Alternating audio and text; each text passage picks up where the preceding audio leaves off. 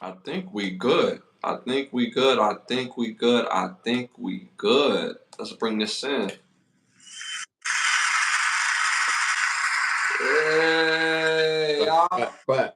Hey, what's poppin'? What's good, y'all? What's good, y'all? What's good, y'all? What's great? Thank you for tuning in to another episode of Can the Brothers Get a Rap podcast. I'm your host, Ashley Lovechild. I'm joined with my co-host, my brother from another mother. Blood couldn't make us any closer. One of the best photographers in the world. My brother Santana, say something to the people. What's good? What's good? What's good, y'all? Appreciate y'all for tuning in. You could have been anywhere tonight, but y'all here with us, and you already know we got a jam-packed show. You already know we got wild topics to go, and we just gonna get it going. You know what I'm saying? You already know what it do. You feel me? All right, y'all. This is episode 72. Again, we want to thank y'all for tuning in. It's a major, major, major, major, major love. And yeah, let's get right to it. This segment is brought to you by OUV Records. You see it right there. You can go to at OUV Records at Instagram on Instagram at OUV Records. Make sure y'all stay in tune to the latest releases and merchandise. Yeah. So first question of the night, popular opinions. And a quick shout out to some of our day ones already in the building. Thank y'all for championing us. Thank you. We appreciate Shout out. immensely for real. And it means the world to us. Let's get to it, please. Hit that like, subscribe, and that bell notification. Hit that bell notification. There's a difference between just subscribing and hitting that bell notification. So make sure you hit that bell notification. All right, y'all. First question of the night. If you was filming a romantic comedy all time, so you need the main guy, a love interest, and the city. Number one, Denzel, Patina Miller in Miami. Number two, Will Smith, Angela Bassett in LA. Number three, Lorenz Tate, Halle Berry in Chicago. Number four, Eddie Murphy, Regina King in New York City. It's a romantic comedy. Yeah. Because you know that backdrop is everything. You know what I'm saying? So them different cities going to hit different, you know? All romantic comedies. Which I Mm, think that. you said Lorenz Tate and who? And Halle Berry in Chicago, in the city of Chicago.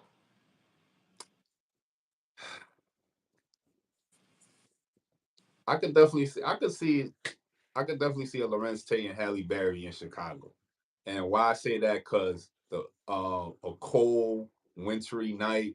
Mm-hmm. You know what I'm saying? I just picture Halle Berry running out the crib because Tate Diggs got tight. Now he gotta go chase her, and he huffing and puffing. You see this?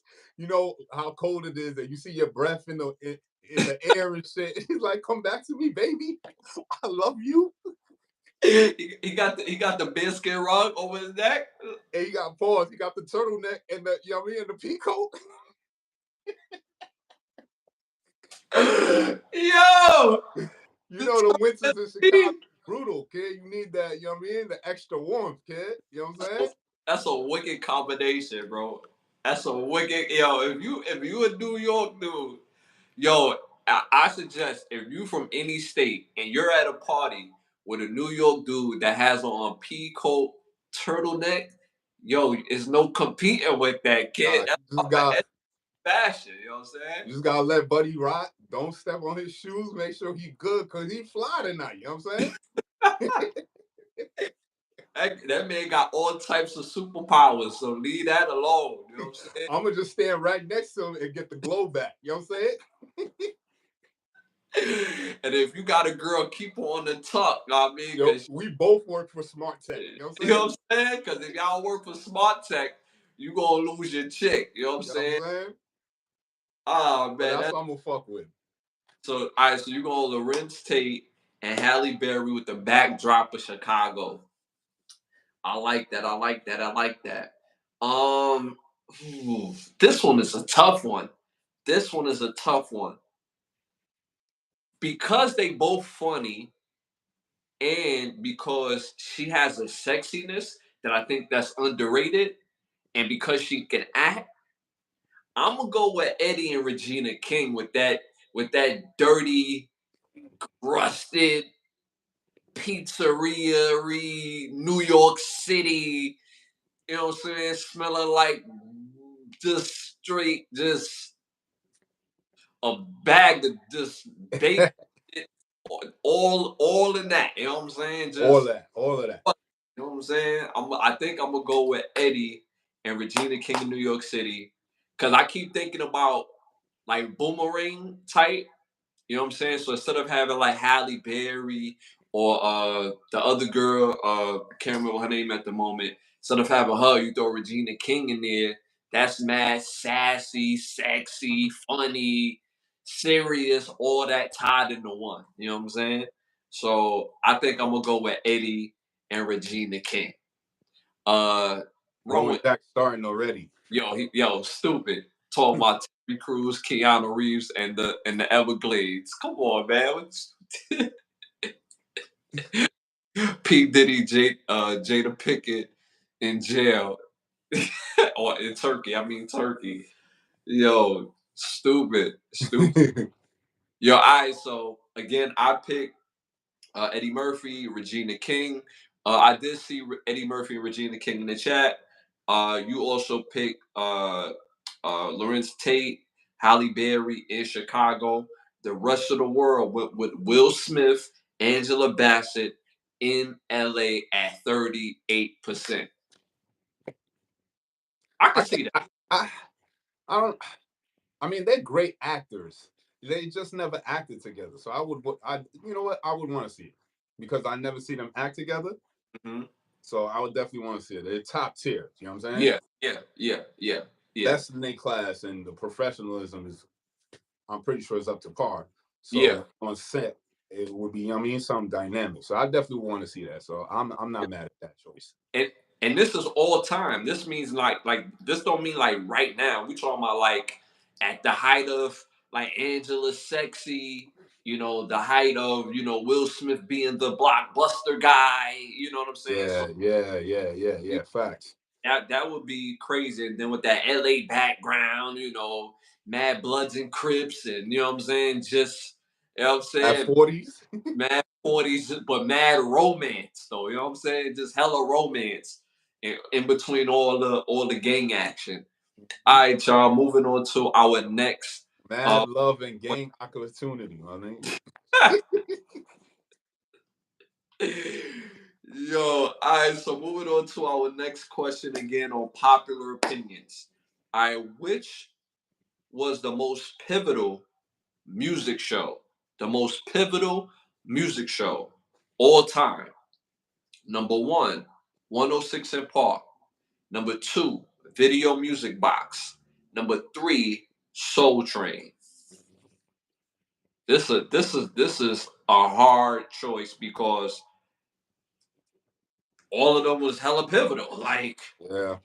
because we talking about music, they didn't specify music videos, they didn't specify performances, they didn't specify uh music and performances. Like, Hmm. so Uh, I would have to go with Soul Train. You know what I'm saying? It's iconic. It's the tip of the spear. You know what I'm saying? yeah, It's what started everything. yeah, Without Soul Train, it wouldn't be no other other music video. I mean, other genre of music being showcased on television. You know what I'm saying? Without Soul Train being when it started. You know what I'm saying? So yeah, yeah. damn, that's a tough choice because each and one of them was pivotal. Because when Music Video Box was around in the early '90s, you know what I'm saying? Like Popping, that shit popping. was popping. And then when 106 and Park dropped, you already know how that go. You know what I'm Yeah, saying? yeah. But yeah, I'm gonna go with Soul Train. I'm gonna So definitely go with Soul Train. see that I think you hit the nail on. I think you hit the head on the nail. Pause. Is that 106 in Park was like the antithesis of everything, where what the culture is at that time, and you have performances and music videos, right? Right before then, you had Video Music Box, like you said, late '80s, early '90s into the mid '90s. And if you was nice as an artist, especially as a rapper, you had to go through Music Video Box if you wanted to be successful. If you wanted to sell a million records, Video Music Box is where it's at. You had to get your video on Video Music Box with Ralph McDaniels, right? Yo, what was that one? What was that video music channel where you had to call in to place your music order, your music video order? You remember that channel? I forget what that. I remember it was a. They had this dude off channel that I remember that you could call, and he went by, his name wasn't that wasn't his name, but his name was the show was called Flavor Videos, and people Mhm. used to call him Flavor, and he had like an off channel. He was like on like channel like I wouldn't even say like 13. He was like on 19 or 31 on the regular channel, and this was like mid to like early this is like mid '90s to early 2000s. Nah, Which one? this one was like 93, 94, 95 ish, where it was this channel where it would be like a lot of music. They would have a lot of music playing, but no music videos actually playing until you call the 800 number up, pay the fee to have a music play, right? So Yeah, we would just sit there and watch, hoping somebody would pick a lit song, a lit yeah, music video for us to watch, and it'd be some corny shit. It's like, yo, yeah. why would you pay the money to play this bum ass song, son? It's like, yo, we going outside, so they ain't playing no good music today, yo. We out. I can't remember that. I can't remember that format. I think it was called The Box. I think. Don't I gotta look it up. But I remember it was a channel where it was just music. There was no music actually playing, no music videos actually really playing, but you would have Yeah, to call in. They'll give you like a little sample of a song, 20 seconds, and be like, oh, if you want to watch the rest of the video, you gotta call in. You know what I'm yeah, saying? yeah, Y'all yeah, young don't know about that, y'all. We yeah. ain't have options to watch music like y'all do now. You know what I'm saying? Well, is whatever they played is what we watch. You know what I'm saying? And that's why music videos used to be so Yeah, popular. it was The Box. Ali, hey, appreciate you on cable. Yeah, you ordered the videos. Yeah, it was The Box. Appreciate you. You know what I'm saying? Yo, shout, Music Video Box was another joint. That's the mhm. one you talking about. It was different. By Yeah, then, they was playing music like they would play more rap. You know what I'm saying? yeah, In the video box, like they would actually play the show. But yeah, this show, this channel I'm talking about, you have to call in to pay to watch a music video, my nigga. yeah, yeah, yeah, Yo, the game was wicked back in the day, son. yeah. Facts. Nah, that's a yo. Shout out to my bro Biggs in the building. He just Shout joined. out, shout out. But flavor video, I ain't going front. Flavor videos put me on to one particular group that I was like, yo, I ain't gonna tell all my mans in them that I bumped the music, but yo, Shit's fire, right? this is popping, right? So I'm gonna tell you the group, right? And these are legends now. The Backstreet Boys, Oh bro. yeah, yeah, yeah, yeah, yeah, yeah. When I first seen that video, when they had the Halloween theme with that everybody, Yo, bro, I was like, yo, if somebody don't call up and play, yo, if you don't play everybody right now, son. right now, yo, TRL was going crazy, son. But nah, but this not even TRL. This is flavor videos No, that was playing. Uh, when it finally, when they had the TRL oh countdown yeah, and yeah, all oh, that, yo, that shit yeah, was on there for like weeks. yeah, yeah. So that lets you know how popping. Yo, that song is powerful, bro. Like even still to this day, if that joint come on, I'm Come like, on, you got to get a bop to it. There's yo, no, yo, yo, popping. Backstreet Boys was lit, son. Like, that shit was lit. Late '90s, going into junior high school, yo, son. That And shit was fire time, son. and I did the research. You know who wrote that song? A lot of people wouldn't believe who wrote that song. R. Kelly. Nah, you stupid. You stupid. You stupid. You stupid. I was surprised they didn't say Terry Crews in the chat wrote that song. Nah, Nah, who it wrote was Full Force. who? Full Force. Oh yeah. From House Party, the House Party movies, the brothers that was beating up Kid and Play. Mm-hmm. They wrote that. Oh snap. Yeah. Yeah. Hopefully they get their royalties. Them Oh niggas yeah. is Oh yeah. Oh yeah. They got a they gotta documentary. do shit for the rest of their life, son. They chilling. I mean, but believe it or not, Backstreet Boys. Not to go on a tangent, but Backstreet Boys. Backstreet Boys. I said it like 3 times.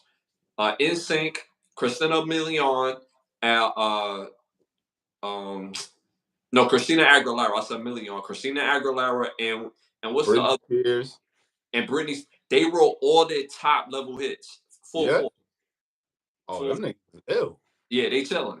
They They chilling. killing. They they went they went on a run. All that time when they had them big hits at that time, like them particular acts, that was all full force writing right there. Oh, they good. Yeah, They yeah, good. they Cause they chilling. still playing all them shit still this day. You know what I'm saying? I Yo, those are I heard a pop. Backstreet song on a commercial the other day. You know what I'm saying? They were bops.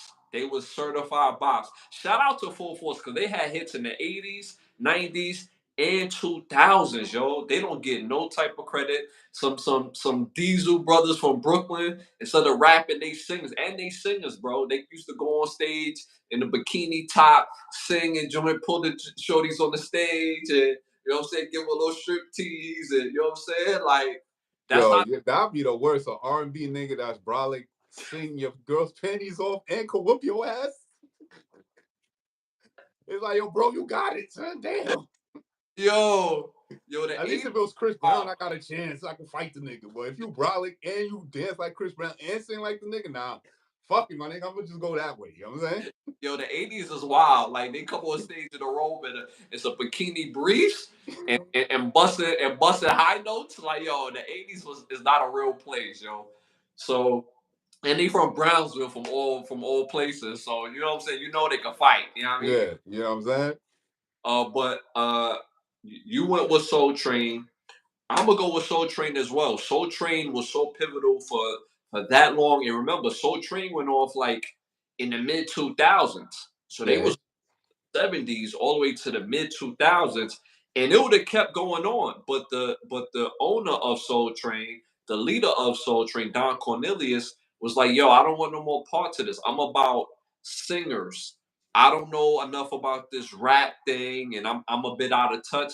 And I'd rather leave being out of touch than trying to conform to something that I'm unfamiliar with." He wasn't familiar with the stories. He didn't like the reality raps. He didn't like the use of the original beats, the he jazz. was jacking it, huh? Yeah, he wasn't jacking it. You see, he tried, but it is what it is. But R.I.P. to Don Cornelius. He put it on. He put on for all that time, and without his contribution, we wouldn't have had Video Music Box or 106 in Park, in my opinion. All right, so again, we both went on Soul Train. I see Soul Train in the chat. The rest of the world went on Soul Train at 44%. No, no question there. You know what I'm saying? Like I said, tip of the spear, very pivotal, very important. Don Cornelius was ahead of his game to come up with uh this concept of Soul Train putting a camera and watching black people dance to music. You know what I'm saying? Like that's Yeah, yeah, and they was killing it. killing it. They I see one snippet where it was a Soul Train video, but it was a dude in an orange sweater, and Buddy was just his bot was wild. I know he hit the booger sugar before he came on there, and his Diddy bot was different, son. Yo, he say get the booger sugar. You know what I'm Yo, saying? his Diddy bot was you knew the shit in the 70s was top tier because Buddy was just busting step crazy. You know what I'm saying? But on Soul Train, right? Their lunch was two chicken and a biscuit. You know what I'm saying? And after seeing they clone Tyrone, that they put all the booger, the cocaine in the chicken. You know what I'm saying? So it's very believable that Buddy was just out Yo, there, I've been locking and going crazy. where's Super Ray at? Put the cocaine in it. Yo, no matter what it is, dude, like put the cocaine in it. You know what I'm saying? Get some of this goop scoop. You know what Put I'm saying? 100%. You know what I'm saying? 100% goop scoop. Yeah. All right, moving on to the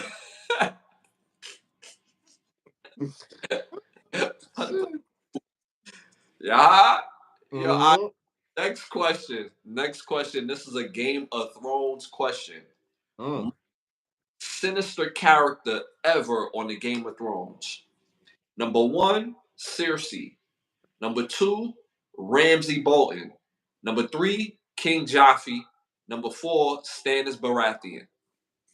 Nah, I gotta go with which one called? Uh Bolton. What's his face? Oh, Ramsay Bolton. Oh, Nah.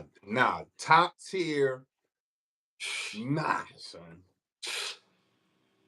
3 seasons of Buddy doing mad torture. You know what I'm saying? Nah, I'm straight. That's why it'd be so hard to rewatch Game of Thrones. You know what I'm saying? It just when I know certain seasons come up, it just be like it'd be too much. Like, you know what I'm saying?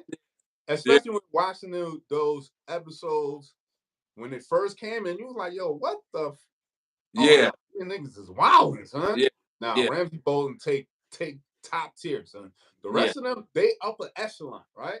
yeah. But his shit just go just like a little bit more. You know what I'm saying?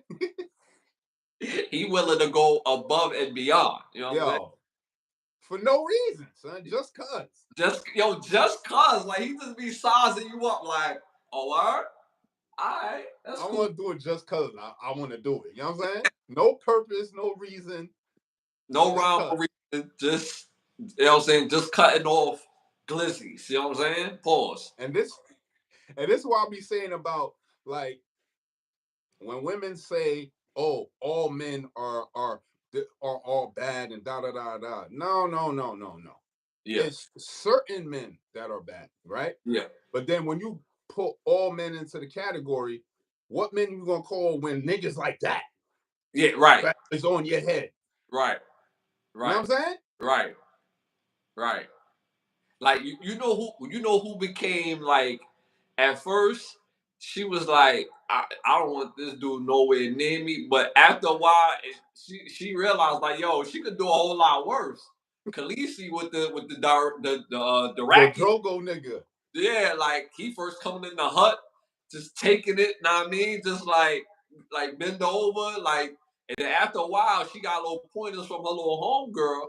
It was like yo The, you be out in the streets doing a whole lot worse. You know what you know I'm what I'm saying? saying? That's the type of dude you want The back in whole the day. the hoes have to put her on how to get right. Right? Yo, you gotta look up in the eyes, you know what I'm saying? Take a spirit, you know what I mean? Pause. You know what I'm saying? But that's the type of dude that instill fear into other real crazy mental dudes like a Ramsey Bolton. You see what I'm saying? Right. So you need somebody like that in them, you know what I'm saying, in them In Game them of Thrones. trenches. You need that. You know what I'm You saying? know? I Who you wanna going with? I wanna say Ramsey because Ramsey, he was just like, yo, it like bro, nobody bodied like none of your people, bro. Like you just doing this shit just because you want to do it. Like that's it. You know what I'm saying? Like It had no strategic value. It had no purpose. The nigga just nothing. wanted to do it just cause. Just What cause. what Cam say? Niggas just want to be the man just cause. You know what I'm saying? They don't Talking even about know. he ain't eating. They don't even know why. Just cause. Know what I mean? Like, They you're talking like about, yo, I don't got no coins in my pocket. I ain't eating. everybody in this family eat. What you talking about? You know what I'm saying? You Like, don't got no ale. You don't got no sheep. I ain't sending you no goats. What you talking about? You ain't eating. what when I think about Stannis Baratheon, he wasn't necessarily like sinister to me, but it was the fact that he murdered his daughter and burned her alive. Like that puts you in that conversation in my opinion. Not because he was Yeah, that was fucked up, but he thought it would it was again. It's fucked up, but he thought it had a purpose. right. This nigga Ramsey is cutting Paul's glizzies off just cause he want. It's a Tuesday. You know what I'm saying? yo, yo, It's a random Monday mid afternoon. Yeah, you know what I mean. I'm gonna chop another body part just cause. Like, nah, son. yo, and no telling what he was doing to the princess when he married her. Oh, Like, I don't even want to know what type of. You know what I'm saying? like and made dude watch like, yo, watch your sister or watch your whatever watch your family member get this right here. Like, nah, and you gotta look. You better look, nigga. You know what I You know what I'm saying? Like that's crazy. she was sitting in there in the fetal position for days, like, yo, you'll understand what this man is in here doing to me day in, day out. So but I want to say Ramsey, bro. I do. But I feel like King Joffrey, he was on that trajectory and he was younger. Like when he told the shorty to put the arm of the damn bed in her, like Mm-hmm. not the slim way, you put it in the fat way. Yeah, no. Why I didn't pick Ramsey? I mean, why I didn't pick Joffrey? Because he was already born in sin, so it was Right. already innate that he was gonna be that way. You know what I'm saying? He, he was. So that was already in him. Yeah. But my nigga Ramsey out here just cutting niggas up just cause. Yo. And he eating wild fruits and berries while you know what I'm saying? Yeah. While the Yeah. nigga Glizzy getting roasted by Yo. this with the chestnuts in the open fire, blood. Like, come on, son. And Yo, then like y'all ruined my senses when I was seeing these episodes. You know what I'm saying? yo, but what the crazy part is that all his mans and them around him, like all this was like normal. Like, Yeah, like so that's what I'm saying. Cause all these niggas was cool with it. So that means them niggas is just as worse. right. Right. All his mans, all his crew in them. Yeah, yeah, Cause yeah. none of them say like, yo, like you type wilding a little bit. You know what I'm saying? They ain't say a goddamn thing. What you think you gonna do to me? Yo, yo, I'm gonna nobody guard this prisoner like my life depend on it. You know what I'm saying? come, come on, bro. Even his pops didn't say nothing like, yo, I know you had me a little fun, but we need to get back to this war. He just say like, yo, son, you wildin'. Like, Nah. He let you him do what he gonna do. You know what I'm saying? facts, facts, facts. And then, not to mention, it was a scene after he done cut the glizzy off. He's sitting there eating a long sausage. He was like, yo, come on. Hold on. I got a shout out to come on, bro. Like, bro, chill out, son. You watching our podcast, you know what I'm saying? Yeah, yeah, yeah, yeah, A yeah. grown man. Like, Yeah, don't talk to grown men like that. You know what I'm saying? yeah, All right, go yeah, ahead, Mike. yeah. Watch your mouth. But at the end of the day, I'm still gonna go with Joffrey. You're gonna go with Ramsey. Pause. The rest of the world they went with Cersei Lannister at 39%. You know what? I'm not even mad at that because you know what? That's fair. She, she she was wild. She was She was wild. since episode 1. You know what I'm saying? Yeah, yeah. She I was wild can't. Yeah. You're right. That's a fair pick. You know what I'm saying? Because she from episode 1 was wild. because she's the antithesis of everything, The bro. Like, whole shit. Yeah, that's a great pick. You know what I'm saying? because the reason why there's the beef is because she getting poked out by her brother. You know what I'm saying? And the brother pushes the kid out the window. She, I ain't gonna front though. It was smart. It was seasons later where the church took over everything, and they done got in her son mind. They infiltrated everything, and she blew it. And Yeah. I'm gonna have a meeting with y'all. Don't worry, I'm gonna be right there. You know what I'm saying? I'm be in Somebody court. on the way with somebody on the way with your pamphlet. I'm be over there real soon. And it was crazy. She had to be in their version of court. Like, so instead of going to court, like, yeah, I'm gonna pull up, Yeah. just blow the whole like, yo, Fuck court. that's wild. Cause you know everybody gonna be in there. You know what I'm saying? Everybody gonna be in there. So Yeah, nah, that was a powerful chess move. I can't even front. yeah, That was a lit move. yeah. She used to get on my nerves, but I can't be mad at that either. I can't be mad at the either. All right, moving on to our next popular opinion. Best perimeter defender in the NBA on this list. Best perimeter defender in the NBA on this list. In their eras, this is not necessarily all time, but the best, the best that they at their height defensively. Number one, Gary Payton. Number two, Kawhi Leonard. Number three, Scottie Pippen. Number four, Michael Jordan. Oh man, This is a tough list. Tough that list. that's a tough list. Yeah, tough list. Great perimeter defenders. I'm at, They I'm talk at about Scottie Jordan. best perimeter defender. Oh man, this is a tough list. I'm gonna have to go with Jordan, son. I don't think niggas put wild numbers on Jordan's head. Pause. You know what I'm saying? Yeah, yeah, yeah, Like niggas got buckets because you know what I mean we all in the league, but yeah, you not scoring 30 more on Jordan, son. That's not. I ain't never heard of a stat of somebody scoring on Jordan 30 or more. You know what I'm saying? yeah, yeah, yeah, I heard he put 40 and 50 on somebody's head. You yeah, know what I'm saying? yeah. You But didn't. you putting 40 on Jordan? Yeah, Nah. yeah, yeah. You gonna And people get buckets, yeah, because you know what I'm saying? and people like to do like they like to oh Jordan had 40 put on him one night by Rod Strickland, right? And you see Jordan guarded Rod Strickland through some parts of the game, and then he might get a bucket here or there, whatever. But majority of them buckets coming on other players. You Right. see what I'm saying? So That's my point of like there's no stat out there like, oh, not this player. When he's playing Jordan, he's get this much he's buckets. killing them, right? Yeah, nah, yeah, nah, nah. Nah. So yeah. So I'm gonna go with Jordan, son, on this Yeah. list.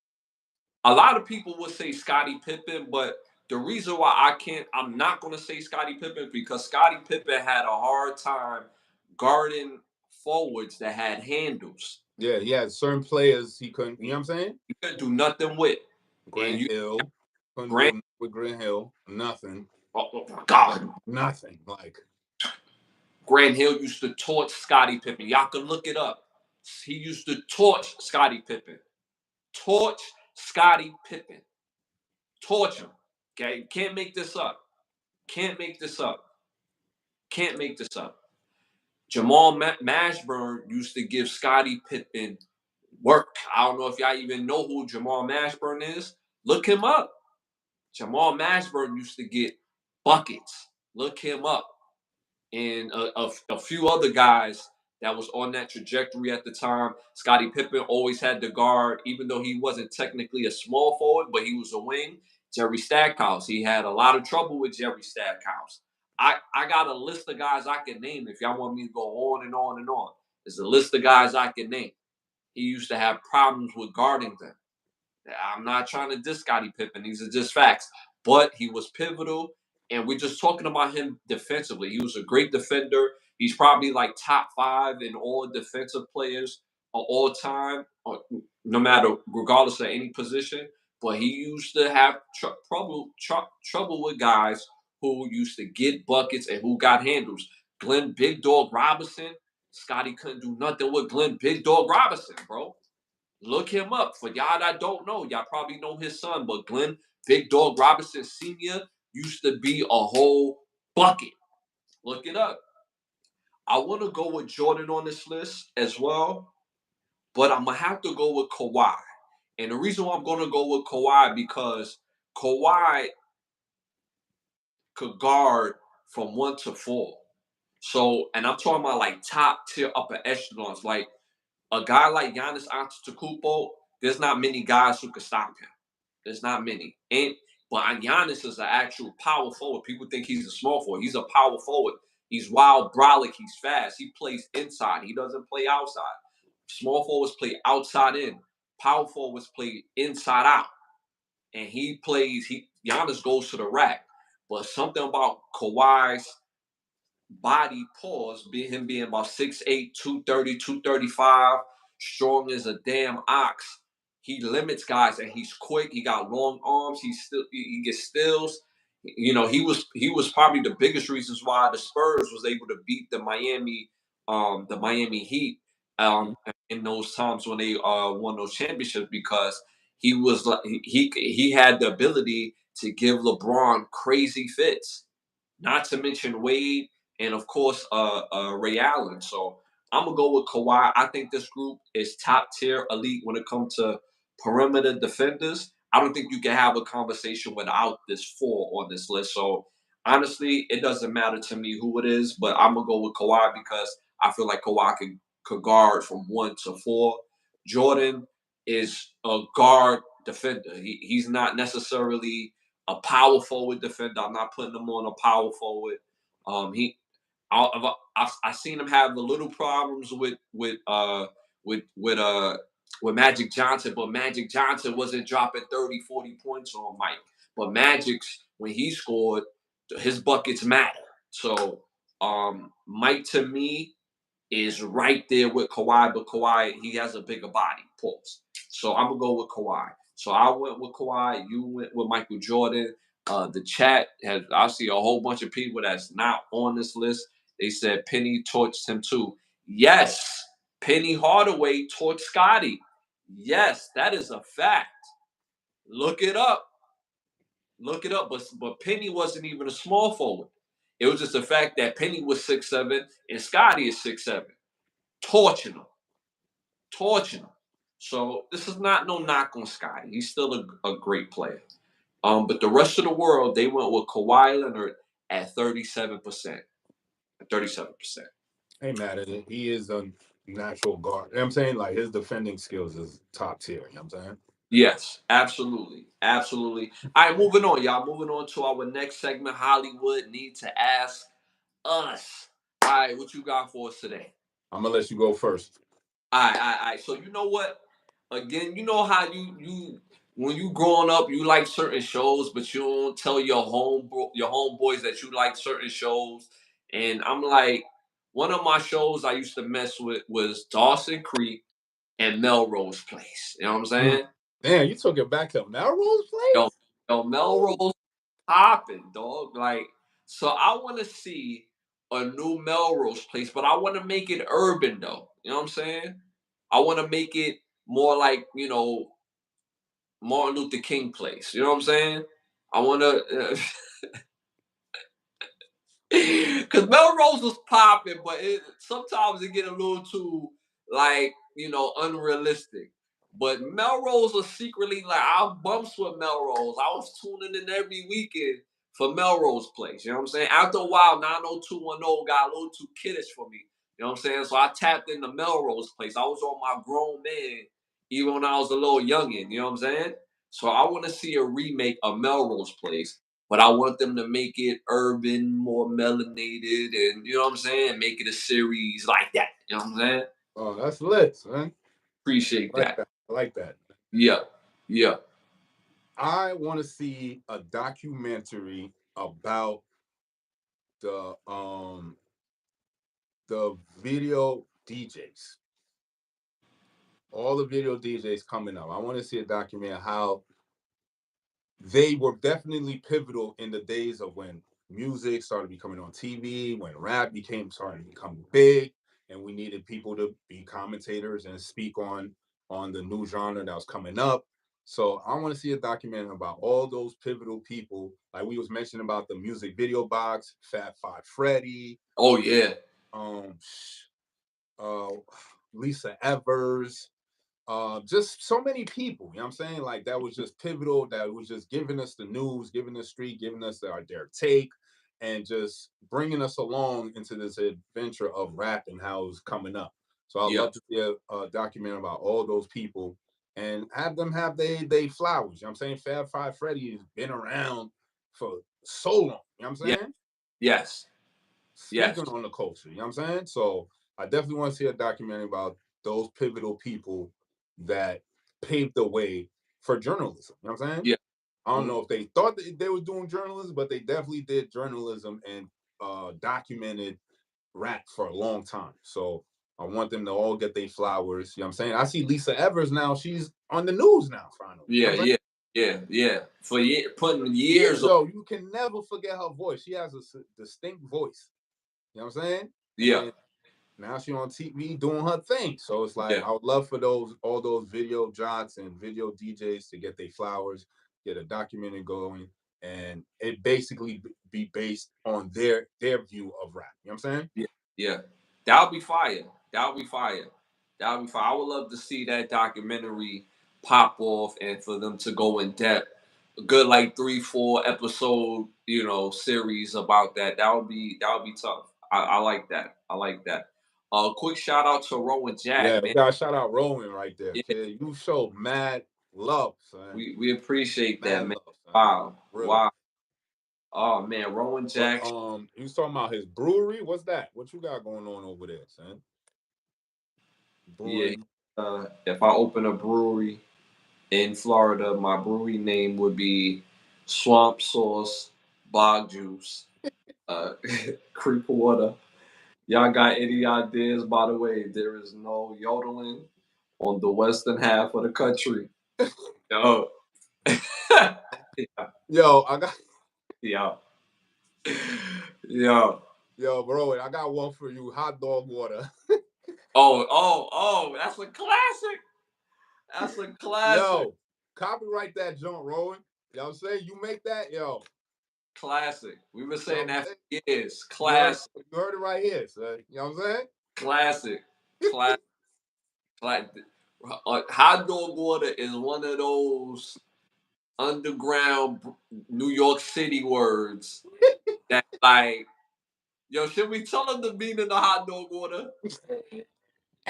Should we tell them the meaning of hot dog water? Yo, son. Yo, Rowan Jack, you gotta call your one of your joints hot dog waters. I'm telling you, son. Like If they ask in the chat, if they want to know, we'll if tell them. y'all You know what I'm saying? if y'all want to know what hot dog water is, we'll tell y'all. But like in New York City, we used to have code words amongst the men folk when women was around that we could talk in code while the women was around. That Facts. Because they is, would be ear hustling like a motherfucker. yeah, So your word game had to be on point. You know what I'm yeah. saying? Facts, facts, facts. That's a fact. That's a fact. I know what it smells like, hot dog water. I drink hot dog water straight out the coffee cup every morning, fam. Now that's how you get hair on your chest. You know what I'm saying? Yo, nah, you don't want to drink no hot dog water for real. You know what I'm Nah, saying? you don't want to drink that. As special. Nah, that's a fact. Yo, we should tell them, bro. Put them on the hot dog water. Know what I mean? Put them on, cause y'all, we not.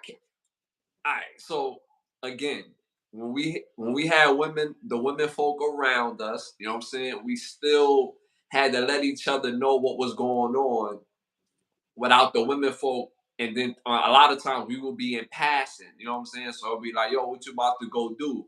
I'm like, oh yeah, I'm about to, bust this quick hot dog water, and then I'm about to go, That was like our, you You know know what what I'm I'm saying? saying? Little lingo joint. So Yeah. Yeah. hot dog water meant that hot dog water meant you was skinny dipping. You know what I'm saying? You about to go in the pool, no trunks on. You know what I'm saying? Yeah, So you was dipping on your own volition. You know what I'm saying?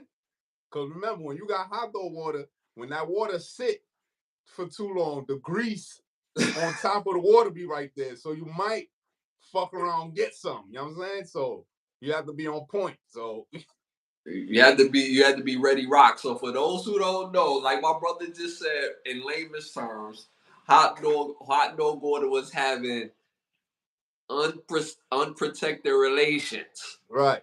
You know And what I'm you saying? fucked around, might have caught some from that scallywag. You know what I'm And that's saying? why it's called hot dog water. You know Hot what I'm dog saying? water. You know what I'm saying? I'm about to go get a little quick hot dog water, and I mean, and the woman would never know what the hell we was talking about. You know what I'm saying? Never. Because always speaking in code. So that's what that means. All right, y'all. Moving on. Make sure y'all hit that patreon.com. Can the Brothers Get a Rap podcast? Again, patreon.com. Can the Brothers Get a Rap podcast? Again, don't forget to subscribe, like, and hit that notification button. It helps with the show, and we love. Moving on to our next segment, our must see segment. Must see shows, must see movies, must hear album or songs. You want to start this off? Yeah. Chat, you already know how I get down. It's 72 episodes. You already know how I do. I got a theme for y'all. This one is don't go in the woods. All of these movies, they fucked around and went into the woods And you already know what happens after that, right? So the first movie on the list of Don't Go in the Woods is The Witch. Came out in 2015. Stars Anna Taylor Joy, Ralph Ineson, Harvey Scrimshaw, uh, Dante Pause Dickey, whoa, Sarah Steffens, Ellie Gardner, Daniel Malik, Lucas Dawson, Bathsheba, crazy name, Bathsheba Garnett, Yeah. Yeah. Julian Richings, and Brooklyn Hurd. It's about a family in the 16th century who falls down on their luck. Father loses their farm, and they get ostracized from the town. And guess what? They gotta go into the woods, and you gotta find out what happens to them. You know what I'm saying? So the next movie on the list of Don't Go Into the Woods is The Ritual.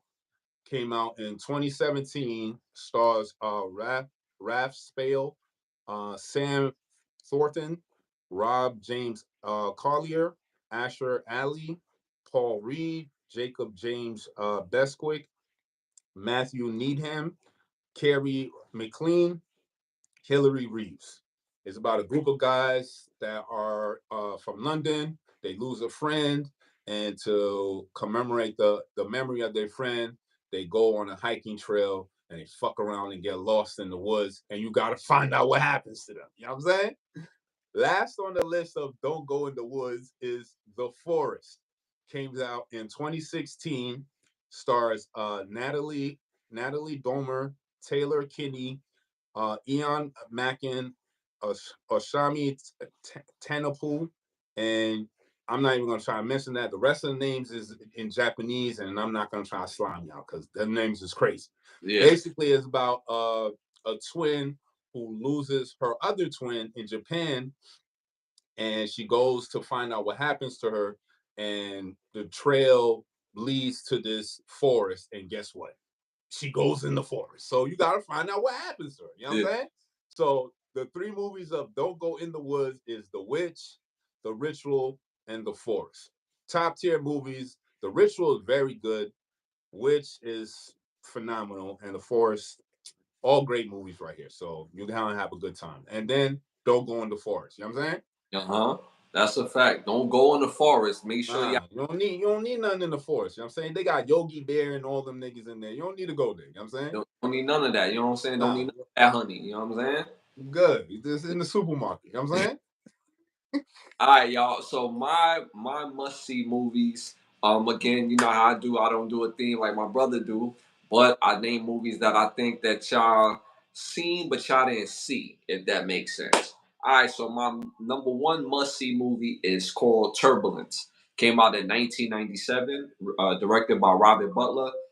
Cast is Ray Liotta, Lauren Holly, Hector Elizondo, Brendan Gleeson, Ben Cross, Rachel Colton, and Catherine Hicks. Fire dope movie about they caught a serial rapist strangler, and you know, before he was going to act again, they put him on a plane to take him to another, you know, to take him to jail in the other jurisdiction, and he's on a plane with other criminals, and you have to see the rest of the movie. That movie gets crazy real fast. It's a fire must see movie. It's a really great movie. My second must see movie, it came out in 1993, directed by Frank Marshall. It's called Alive. Mm. Dope movie. Cast Ethan Hawke, Josh Hamilton, Vincent Suspano, Josh Lucas, John Don De Donna, and Michael DeLorenzo. A lot of everybody in this movie, and this was '93, became top tier actors, like this whole cast, like seriously. And when I think of 1993, Michael DeLorenzo, New York Undercover came out like right after that, like 94, 95, if I'm not mistaken. So like, and you got Ethan Hawke, a young Ethan Hawke. Like this Yeah. is fire movie, must see about a rugby team that's traveling and they in the Alps. You know what I'm saying? And then they crash and you have to see the rest of the movie. It is a must see movie. My third and final movie, again directed by Frank Marshall, came out in 1990. It's called Arachnophobia. Uh, Mm. Jeff Daniels, John Goldman, Julian Sands, Harley Kozak, uh, Harley J. Kozak, Stuart Pinkins, and Ben McNamara. Fire movie, yo. Fire movie about a doctor moving from the city back to suburbia to be the local dentist, I should say dentist, the dentist of the town. And people start coming up, dying. Just cuz. Just cause, you know what I'm saying? And Now they had a reason. I mean, the reason is in the name of the Yeah, movie, you gotta watch the movie. but That's what I'm trying to tell y'all. it's popping. It's popping. So again, my three movies is Arachnophobia, Alive, and Turbulence. Must check those out. All right, must hear albums. Again, this is summertime, y'all. We in the midst of summertime. You want some of that good music. So number one, I'm Give gonna me get some of that goop. Give me that goop. You know what I'm Goop, saying? that That Goop. goop. You know what I'm saying?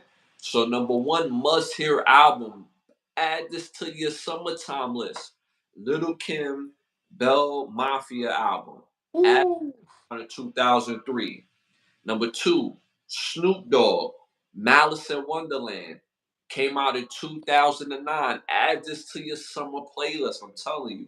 And number three, Sons of Man, The Last Shall Be First came out in 1998. Fire album. Add these to your summer list. I guarantee you're going to have a great time with that. Moving on to must see classic shows. Uh, Anything you want to add on that music? What you think of that music list? That was a fire music list. Oh, shit, off the top of my off the top of my dome. Um, shit. I'm gonna have to throw A. Marie's first album. Okay, okay, yeah, that Just that off the top of my head, real quick. Just fire, summer. It was popping fire, 2002. fire. I chat. That's when, you know what I'm saying, a young Santana was like in love, and you know what I'm saying? But it still got a lot of great songs on that album. Yo, and The album, that album just, you know what I'm saying? It oh, just it made, you know what I'm saying? It spoke to me. You know what I'm yeah, saying? It was mad butterflies in the sky and shit. mad hope, just mad hope out Mad here, hope. You know what I'm saying? Just hope out hope here. she pick up so I could ride my bike to her crib. But Yeah. yeah, that off the top of my head, that album came to my mind. You know what I'm saying? All right, so moving on to must see show. You got a must see show for us? I got must see show for y'all. It came out in 2014, has 7 seasons, a popping show. It's called The 100. Crazy, crazy show, son. Like, I'm mad I didn't get put onto this when the show was on, but after they finished off, I watched everything, all the seasons on Netflix. You can catch it on Netflix. It stars Eliza Taylor, Bob Morley, Mary Averdopoulos, Lindsey Morgan, Richard Harmon, Tassia Teles, Henry Ian Cusick, Paige Charuko, Thomas McDonald, Ricky Riddle, Devin Bostick, Lola Flannery. It's about the Earth is basically about to be destroyed, and it's just a few pockets of humanity left. They had a station in space where they had about a couple of hundred people there. Right. Fast forward in the future, after 100 years, they figure after all the nuclear holocaust, they figure after 100 years, all the nuclear waste would go away. So they have to figure out who to send down to Earth, and they pick 100 kids, teenagers, to come down and correspond and send word back up to the motherland of what's going on. But Yeah, as soon as these teenagers get down to Earth, all hell breaks loose. You know what I'm saying? And you gotta watch the season. The shit is fire. You know what I'm saying? The it's dope series. The concept was crazy. Every season it just leveled up. By like the sixth season, like they was really going on some next tangent with like spirituality and consciousness. Like the 100 was really going there. You know what I'm saying? If they had an 8th season, I really wish they could have to really flesh out these concepts that they put out by the 7th season. Because by the 7th season, I'm like, God damn, these niggas talking about some other shit. You know what I'm saying? They had some Scientology in the shit. So I definitely would want y'all to watch it. It's a great watch. You can watch all the seasons on Netflix. And again, the show's called The 100, and it had 7 seasons. Yo, make sure y'all tap into the 100. Make sure y'all tap into the 100. Dope show. My must see show is not necessarily a classic because it was only on for one season, but it came out in 1994. And y'all know how them 90s shows are. That one season had like 20 something episodes. So basically, they had 2 seasons in one. You know what I'm saying? This show is very slept on from the 90s.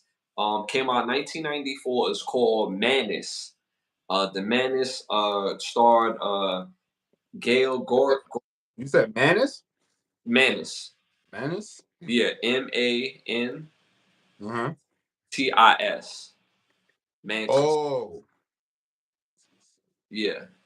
It was with Galen Gorge, Carl Lumbly, Christopher Gartland, Roger Reese, and Gary Gray. Oh, it was about the buddy in the wheelchair. He cracked Yeah. that. Oh, Yeah. Lord. Yeah. Damn, son. Yeah. Damn, Yep. you brought it back, kid. Yep. This Oh, show, snap, son. so slept on, so slept on. Now, mind you, it's about a top tier scientist. Top tier nigga. This the nigga right here. Top That's tier. him. That's That's that nigga right there. Don't that let that mug fool you. That nigga right there is the illest nigga in illest nigga in the Nebraska. world, son.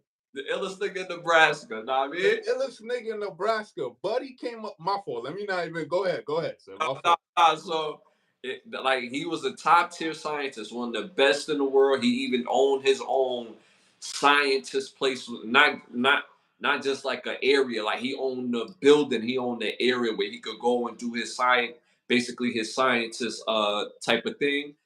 He could not walk. He was in a wheelchair. So he built his suit that could actually not only make him walk, but it turned him basically into a superhero, fighting against all types of crime. You know what I'm Like saying? that was a lit ass show, Yeah, son. yeah, Damn, son, you brought it back, son. I remember that shit, son. That was ill, and especially growing up as a kid watching that shit. Like, yeah, damn, you thinking Buddy in a wheelchair? Like, damn, he don't get no bitches. He ain't gonna do yeah, that. And then yeah, you come find a nigga got a whole suit and he kicking ass. yeah, yeah, You yeah, throw the yeah, suit on, Buddy stand up, and I'm telling you, Buddy will kick you through the door. You know what I'm saying? yeah, yeah. You Yo, going out the door and then facts, through a window and then down the street. You know what I'm saying? facts, Like the facts. nigga was ill, son. That was a lit ass show. So I'm not even gonna lie to you, son. Like that showcased like some ingenuity and like now they're coming up with the shit, the bio shoots to help people who have that have no use of their legs. They're doing this shit now. Yeah, But they yeah. were showing this shit back in the 90s. 94, bro. 94. So when they showcased this at that time, the technology is dated, obviously, in the show. But at that time, it was like next level, top tier, upper echelon. Like, yo, dude in a whole wheelchair. And once he put this suit on, it's up. Like, And so, ain't no way in hell they gonna ever figure out it's him. You know what I'm saying? yeah, facts. Facts, never. Never. So this show to me, I so slept on because it was only on for one season. But again, it had 20 something episodes. So that's how them 90s shows used to be cut in the early 90s or in the 90s. If you get one season, you're gonna have 20 something episodes in the tuck. You know what I mean? So I really like the show Mantis. I think y'all would like it too. Just check it out. The technology is a bit dated, but it's still a great storyline. Good, really good acting. He was the same actor. I don't know if you remember when he played in the movie South Central, and he was in jail with OG Bobby Johnson, and he was like the Oh, you was like the nigga that put him on. yeah, Yeah, yeah, yeah, yeah. yeah. So and he was in Stella, how Stella got her groove back, where he was kind of like hating. He was like, "Yo, Stella, you know what I'm saying? Anytime you want to give me a call, like, Oh, yo, you know what I'm saying? I'm still up for that run, know what I mean? You want to go jogging, know what I mean? She's standing there with a 20-year-old dude, like, Like, yo, we want No, to go damn, no, jog. she ain't want to go jogging. Like, you know what I'm saying? Like, now I'm straight. You know what I mean? So I could miss out on them laps. You know what I mean? So, but shout out to that show. That show was popping and very underrated. So make sure y'all check out the Mantis. Y'all, I think y'all could check the Mantis out on Tubi if I'm not mistaken. I think Tubi got the Mantis. So check that out. All right, y'all. Oh, you got cologne for us? Oh, we got to get you a smell good. You know what I'm saying? You look good, you feel good, you do good, you're going to smell good. You need to get you a bottle of Versace. And this fragrance right here, the scent is called Versense. Definitely need that fire Versace. You can't go wrong. It's a fire brand, and their colognes are just top tier. But this one right here just has a different scent, I feel, and it just brings out the masculineness in you a lot more with Versense. So definitely, if you get a chance, cop a bottle of Versace, and the scent of the week is called Versense. So make sure y'all go cop that, man. Make sure y'all go cop that. That smell good. Get right, smell right. You know what I'm saying? Hit the club, turn it on, and you know what I'm saying? Get Do your what boogie you do. on. Get your boogie on. Don't hot dog water on the first try. Don't. These are for known knowns. You know what I'm saying? You don't hot dog water for known unknowns. Only for Right. known. You know what I'm saying? So make sure y'all get that scent. All right, y'all already know what time it is. It's time to rap. This segment is brought to you by Button Snaps, where you can get classic movies, shows, documentaries, original content for your viewing pleasure of $4.99. Again, buttonsnaps.com. First hot topic of the night. We got a lot of topics. All right, so Chicago, July 4th weekend, crazy again. When are we going to stop with this madness? Over 109 people were shot over the weekend and 19 died. What do you think about that? It's funny because I remember they did a report about this and they never mentioned it again. I remember it was a report back in like 2013 where it was an abandoned what's it called train, right? Just abandoned train on the tracks filled with all kinds of guns and sneakers and all that shit, right? So they would do a sting where they would leave the goods right there, wait around and wait until people come and steal it, and then that's when the police will come in, right? So that was one report. The other report was the same scenario, like an abandoned truck in the middle of the hood, just filled with guns all of a sudden. You know what I'm saying? Because that's what makes me go back to that when I hear 109, you know what I'm saying, people getting shot. Is like, if you're already arresting a lot of people and you're getting mostly guns out off the streets, why is there still more guns on the street? So it made me remember back to that report that happened 10 years ago that never got followed up on. Why would there be a train not, you know, just left alone in the middle of the hood? Like, how does that make sense? You know what I'm saying? So that's what makes me go back to that scenario and shit. So it's like I feel like they orchestrating that shit even more to what end, I don't know. You know what I'm saying? Like it's fucked up all of it. You know what I'm saying? Like it's just a grimy situation. And then they changed something in Chicago where if you if if you if you shoot somebody or shot somebody, you don't necessarily get arrested that same day, or they let you out the same day, or a couple days later. Like the some of the ruling has got real lax in the area of Chicago in itself, because of the high crime rate. So, what is the allure of living in somewhere like Chicago? Because you have a lot of great people. Chicago has a lot of, it's a big, rich history there. But now, this type of headline is pretty much overrunning the beauty of Chicago. So now, what is going to be the answer to this problem? Because the current law that they changed it to is not going to be it. It's going to be worse, especially if they having guns and trucks and trains and just in the middle of the hood somewhere. Um, I mean, you would think that humanity in itself that uh, would help protect the people as far as policing and policing our own neighborhoods. So, like, what is going to be the answer moving forward for a city like Chicago with the gun violence in Chicago? I'm intrigued. I'm interested in seeing what type of gun laws is in this state of Illinois. I gotta look that up. You know what I'm saying? It's only New York where it's so stringent like that. Like the gun laws in New York is crazy, Mm-hmm. but other states, they gun laws is very, very laxed. Mm-hmm. I don't understand why New York, for some reason, is it's not. It's, you know what I'm saying? Why New York is heavy with the gun laws, but everywhere else is lax. Facts. You know what I'm Like, saying? I don't And think even with the heavy gun laws, it's still shooting. It's not like it's making it better. You know what I'm saying? right, but the thing about New York City, if you get caught with that gun, you And taking you taking penitentiary no, chances. no, that's what I'm saying. Like it's only in the city. Because when we go upstate, remember when we was upstate, niggas went to Walmart and was like, "Yo, what the fuck?" We never seen that shit in the Yeah, state of New York because we was in the city. yeah, We go upstate, I'm going to Walmart. You know what I'm yeah, saying? Walking down aisles, then you fuck around, walk the wrong aisle, and you see yeah, shotguns. And like, whoa, yeah, what the? Nah, yeah. I don't need to be over here. You know what I'm saying? Half the camp is strapped now. Like, oh, what? What? But that's upstate, but we still in New York. But Yeah. the city is like on lockdown when it comes to guns. So it's like very weird. So I would assume like the gun laws in Illinois gotta be lax too. You know what I'm saying? It gotta be lax. It's very weird, son. And then, like I said, they just passed a new law, I believe, like 2 years ago, where it's with the shooting. Like when they have shootings, somebody could be let out. If somebody shoots somebody like 8 a.m., they could be out on the street the very next day.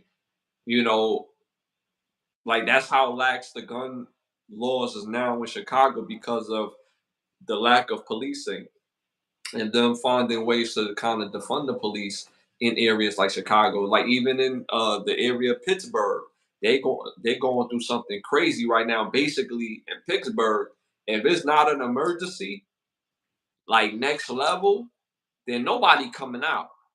And if you get shot at the wrong time, so if you get shot like 3 in the morning, ain't nobody coming out until like maybe 8, 9 in the morning because of the lack of policing that they have in the area of Pittsburgh. But these different areas, like Pittsburgh is Pittsburgh, but they in that's still Pennsylvania. You know what I'm saying? So it's like so when you hear Chicago, Chicago is a very known city. Is one of our biggest cities as far as culture and just like being known. That you would think that there's places where people could go, still enjoy themselves and be safe, and not have to worry about this type of headline. So it's something that's completely needs to change. Needs to change. Uh, Facts. yo, shout out to my boy Sean in the building. You already Was know. goody. Yeah, you already know. 5, 6 hours later. All right, y'all. So moving on to our next hot topic. I don't know if you heard about this, but this has been everywhere. Philadelphia man, right next to Pittsburgh. All right, Philadelphia man, 35 years old, Gary Miles, ejaculated on another customer and ran out the store. Yeah, Uh, I heard about that. what do you think Yeah, about I feel bad for the female that had to go through that experience and shit. Like, it's a lot of weird niggas out here. You know what I'm saying? Like, it's definitely a lot of weird niggas out here. Like, that's, that's fucking crazy. You know what I'm saying? It's fucking insane that that shit even happened to her like that. You know what I'm saying? This shit is fucked up. All I can say, that shit is fucked up. I hope they catch him. You know what I'm saying? it? I hope they, yeah, the hot tool gone too far. Yo, they don't want it on the reverse side. You know what I'm Yeah, saying? yeah, Nah, it don't come good on our end. You know what I'm saying? yeah, But yeah, that's just horrible. I hope they catch the guy and just lock him up because that's insane. And then check his record. You know what I'm saying? Like Buddy doing shit like this. I'm pretty sure there's a other couple of weird other shit on his jacket. Yo, check yeah, the nigga when you catch him. You know what I'm saying? yeah, yeah. Run his prints and see if the nigga ain't been in some other shit. You know what I'm Other, saying? yeah, yeah, But this don't seem like once in a lifetime opportunity. It looked yeah, like been done on a regular type shit. You know what I'm yeah, saying? yeah. 'Cause Because how you even? He did that with precision. What type of technique was utilized? You know what I'm saying? That was a run and gun move. You know what I'm saying? What type of, y'all feel me? Like, because that's not no regular first time I'm doing this to try it out.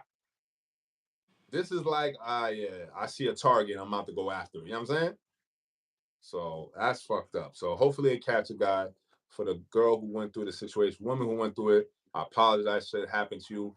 We all not like that. That's just him. You know what I'm saying? And hopefully they catch him. And see, I'm trying not to laugh because that right there is sexual abuse. That's, that he should be locked up. But at the same time, it's like, yo, the precision and the aim for him to do that, and then like get a running head start, and and he's been doing this for a while, so I'm really not. It's not funny, but it's just, come on, y'all, it's funny. Maybe it's too early to be laughing at this because it's like I don't want to be laughing at sexual abuse. You know what I'm saying? But like to think about, like, for him to like really, you know what I'm saying, like to really like pop off Yo, and just be like wow accurate, and then like dip off that's what I was saying about the technique. Like, yo, what the, you know what I'm saying? Yo, Rowan Jack says biological warfare. so Yo, you know what I'm saying, like a dude like the Manis could have been real good in this particular instant, but that's neither here nor there. But I where was your man at? you know what I'm saying. And thank God we have society, because if we didn't have society, if this was Game of Thrones era, Remember, they wanna tear down the patriarchy, right? They forget that the patriarchy is run by men that want to yeah, protect women. yes, Because yes, if we always down with that goofy shit that nigga's doing, yes, the whole society would be in shambles. yes, If yes, men wanted to go back now, if men wanted to be on some caveman shit, like they showcase in the Flintstones, when the caveman would go out, come out his cave, see a woman, hit her in the head with a, you know what I'm saying, with the club, and drag her back to the cave. If niggas want to do that, there's nothing stopping us. yeah, yeah. Because what other man is gonna stop us? You know what I'm saying? So thank God we got society, because now Facts. we got his picture up, We catch that weirdo. him, and we're gonna make sure that he's behind bars, because he is a sexual predator. We don't mean to laugh. Is we not laughing at the fact that he did it, but it's just I don't want to elaborate because it gets funny when you hear it, but it's not funny. This is not the first time I've ever heard of something like this. My bro Biggs has said in the chat. This happened in Brooklyn at a very well known club back in the day called Club Temptations. A girl, a guy bust on a girl and cut through the crowd. And if you ever been to Temptations, it was the heavy crowd, and once you went through the crowd at night, you He know what was I'm going after that. it was like it was, you know what I'm saying? It was like we never was there, He was there. So again, we not trying to laugh about this at all. It's just, you know, but I'm glad that they on the hunt for this guy, pause, and that they will find him and lock him up so he doesn't do that to anyone else. Seriously, in all seriousness. All right.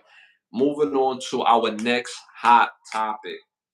Okay, Milwaukee Bucks, the NASA's Antetokounmpo, by sources, is demanding a trade. What do you think about this? I mean, why not? His cachet is up there. He brought the Bucks a chip. No, no, no, no, no, no, no. The NASA's Antetokounmpo. Oh, you talking about the brother? Yeah, Why? Where you going? he want to get more playing time. I mean, if you was in the gym practicing and worked on your game and you want to be an asset to a team, why not? You know what I'm saying? Why not? Try your luck in the pool, see what you get. You might get a little bit more bread. You know what I'm saying? Who knows? nigga said the brother.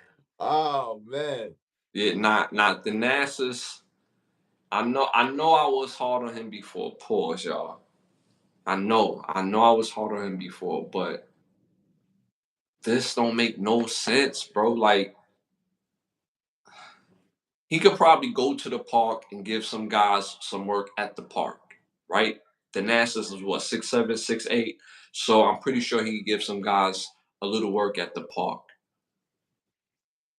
But he's barbecue doodle trash, bro. He don't have the cachet to demand no type of trade. He's lucky to get sneakers. He's lucky to sit at the 15th seat on the bench. He's lucky to get a warm up. He's lucky to get a parking pass, bro. Like, he's lucky that it's like he could walk through the gates and be like, oh, all right, cool, cool, cool. Like, you know what I'm saying? He could go to a locker room like, all right, you good, you good. Like, he lucky off that, bro. He really gotta chill. Cause have you ever seen the Nasus Antetokounmpo highlight tape, bro? I gotta look at it. I ain't really watching it. Like I said, hopefully he practicing, and after many months of practicing, like in the gym, working on his technique and all that, that give him the confidence to ask for a trade. You know what I'm saying? And hopefully you could truly be an asset, and we'll see. You know what I'm saying? I don't know. I don't know about this one, son.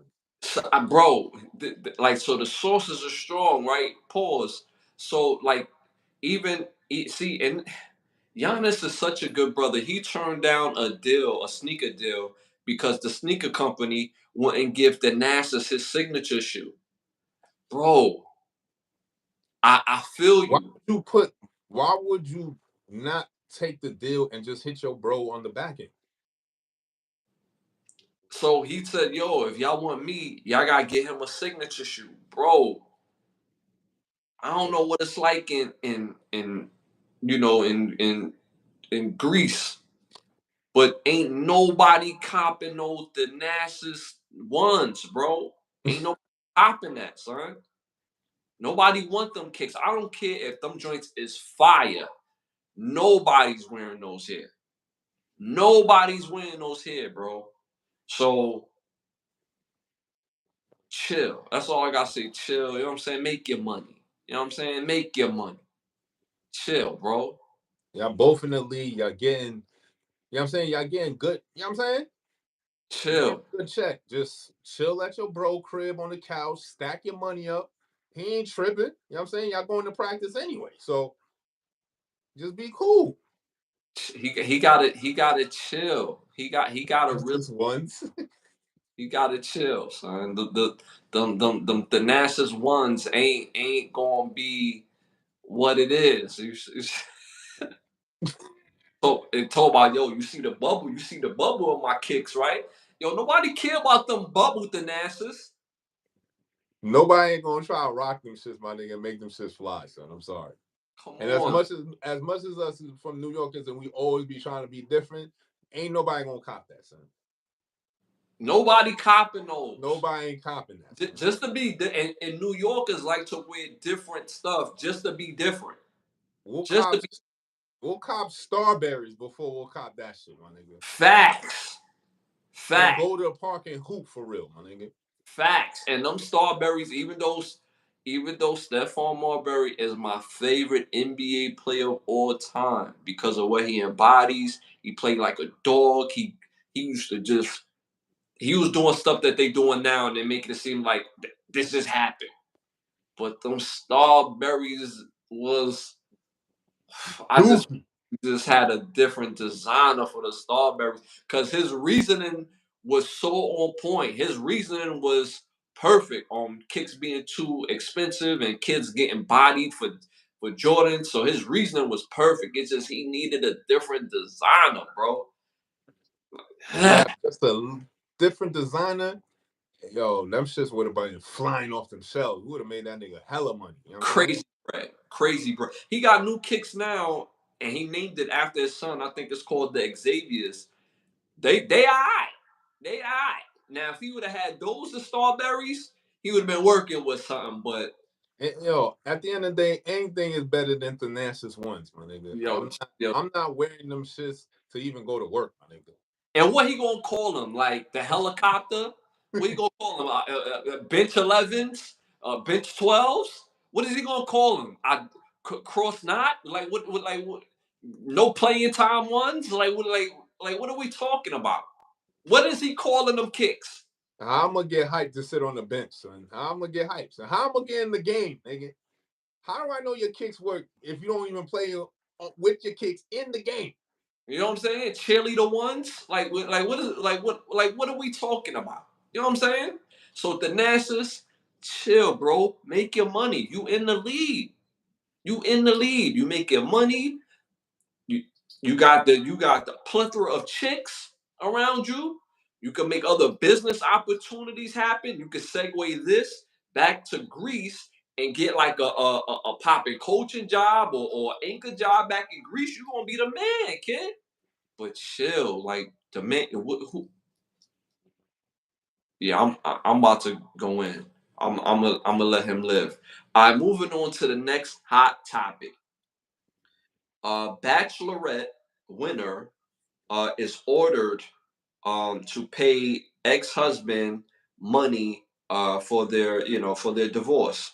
Rachel Lindsay and Byron Abasolo. Now she to end the dispute of the divorce, she proposed that she pays $9,882 a month in spousal support for Brian Abasolo. He declined it. He wants 16,000 a month in in in support of this because he wants to continue to live the same lifestyle that he had with her. What do you think about this? It's all about equality, right? This is equal. This is fair. But of course, a woman is gonna be like, "Oh nah, nah, nah, nah. Oh nah, what? I ain't hear oh nah when Amon Shumpert was getting raped for his assets. You know what I'm saying? Yeah, There yeah. was no cry for help for him from the female community. You know what I'm saying? As Uh-huh. men, we already know, like, damn, I don't know how I feel to lose 4 cribs, my nigga. You know what I'm hmm saying? I don't hmm know how that feels like. And pay 18 bands a month. And give her all the cars. And you gotta move out. So, you know what I'm saying? So, bro asking for 16 stacks a month because he want to continue living the lifestyle that she put him onto, then just by all means, hit her with that 16 stacks a month until he find a new boo that's going to continue his lifestyle. Fuck it. What you talking about? You know what I'm saying? Bro in court talking about I'm broke, baby. I ain't got no money. I need 16 racks a month. I need that. I don't want 9 bands. I want 16. You can make it happen, Judge. What up? Yo, that 98.82 a month is crazy though. That 98, but that see, but here's the thing. That 16 a month is a different type of lifestyle per month. Like just per month. Like just mailbox money, you getting 16,000 a month just you know what I'm saying, just to get divorced. Like that's wild, bro. That's the game. So he That's played the game right, and it's equality.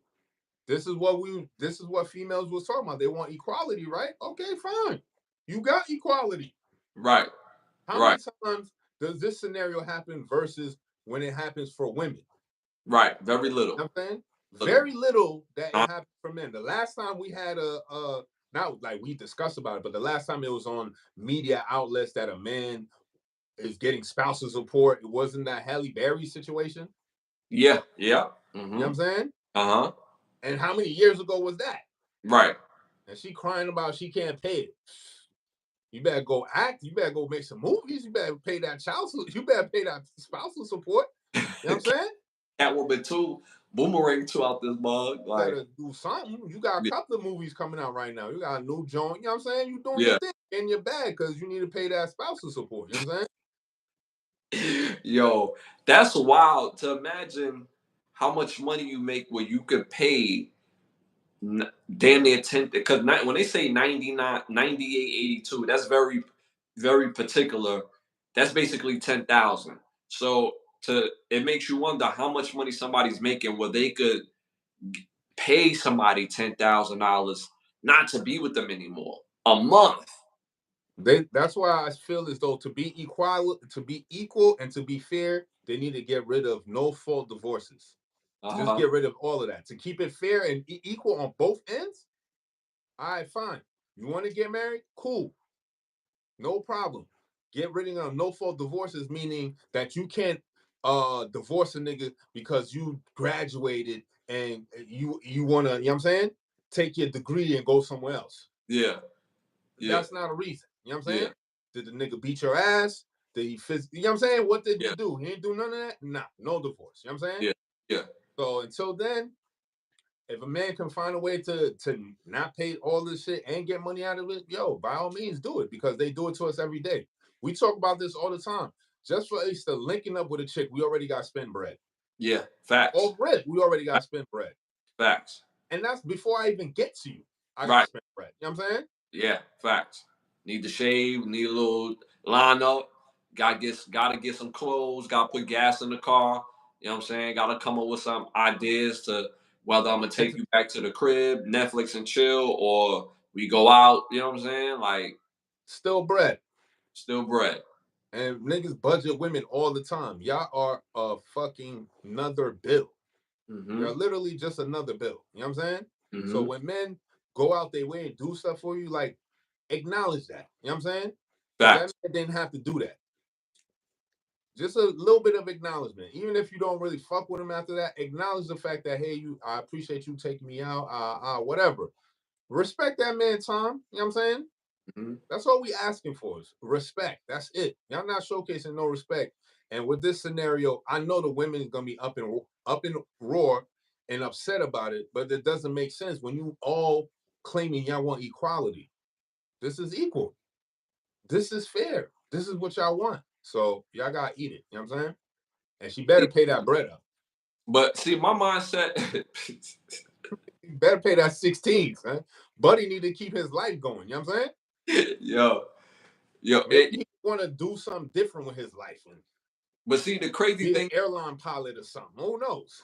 See, the crazy thing is he declined at 98, 82, and if she don't want to get to 16, let's say she like, yo, we could do 13.5, right? He still want to get to that 16, but she like, yo, we could do 13.5. That's still a lot of money per month, dog. Like, just just to chill. You know what I'm saying? Um, at first, like I'm two ways about this. Like on one end, if y'all want to keep it like this, then if y'all want to keep it like equal this, equal that, then if you got the bread and you the breadwinner of the relationship, then you gotta cough that up. Just like if when it's the guy, 99% of the time when it is the guy, the bread gets divvied. You know what I'm saying? We just talked about how Amon Shumpert he still has to give her a 7-figure settlement. He still gave up four different places to Tiana Taylor that massed over the worth of $10 million. Not to mention 4 cars. Why do you need 4 houses? You can only live at one house at a time. Not not to You not to sell 3 of those cribs, you get more than the lump sum I'm giving you. right. Not to mention another 8,000 a month in child support. And That's on top of that is another bill for this school. So the child support don't covers the private school. That's just another bill. So now it's the shoes on the other foot. It is what it is. Run it up. Run it up. pay that man. Pay that man his bread. Run it up. Why not? He gonna take that money, chill, get with another chick, chill, and continue to get that bread. Just like females do, because the alimony stops when they get married again. Obviously, why would they do that? What would Mm-hmm. be the incentive to get married again and stop getting this bread every month? That's so stupid. You know what I'm saying? Right. And Right. anybody would be like, why the fuck would I do that? I'm gonna just chill, continue catching bodies, Mm-hmm. and get this money. Mm-hmm. So, you know what I'm saying? Buddy, run it up, son. Fuck it. If you want 16 bands, I think he's saying 16 bands. So they could settle at probably like 14, Yeah, 13. You know what I'm saying? yeah. He's saying 16 because women don't know how to haggle. You You're feel right, me? right, So he's saying 16, and the judge gonna be like, all right, looking at the numbers, all right, that's kind of excessive, but they can afford 14. He's like, right, right, all right. right, fine, I'll take 14. But back in his mind, he's like, I was gonna take 10, but that extra 4 beds is gonna be all right, you know what I'm saying, every month. You know what I'm saying? Yeah, that's a good life. That's a good life to wake Yo, up you spend like 10 beds a month and just keep 4 in the account every month. be chilling. You chilling. Son. Where he meet her again? Well, she was a bachelorette winner. Um, Uh, so does she even got that kind of bread? supposedly she do because that's how they Oh yeah, did. that's how they divvied it up. Okay, that Yeah. makes sense. So Shorty, how, pay up that bread, son. You know what I'm saying? Pay that money. Nigga want to see that shit in the mailbox. You heard? I'm saying I like every that month, quiet money. Now I don't like that shit that make too much noise. I like that quiet money. that quiet. I like it quiet. Pause. You know what I'm saying? First of the month. You heard?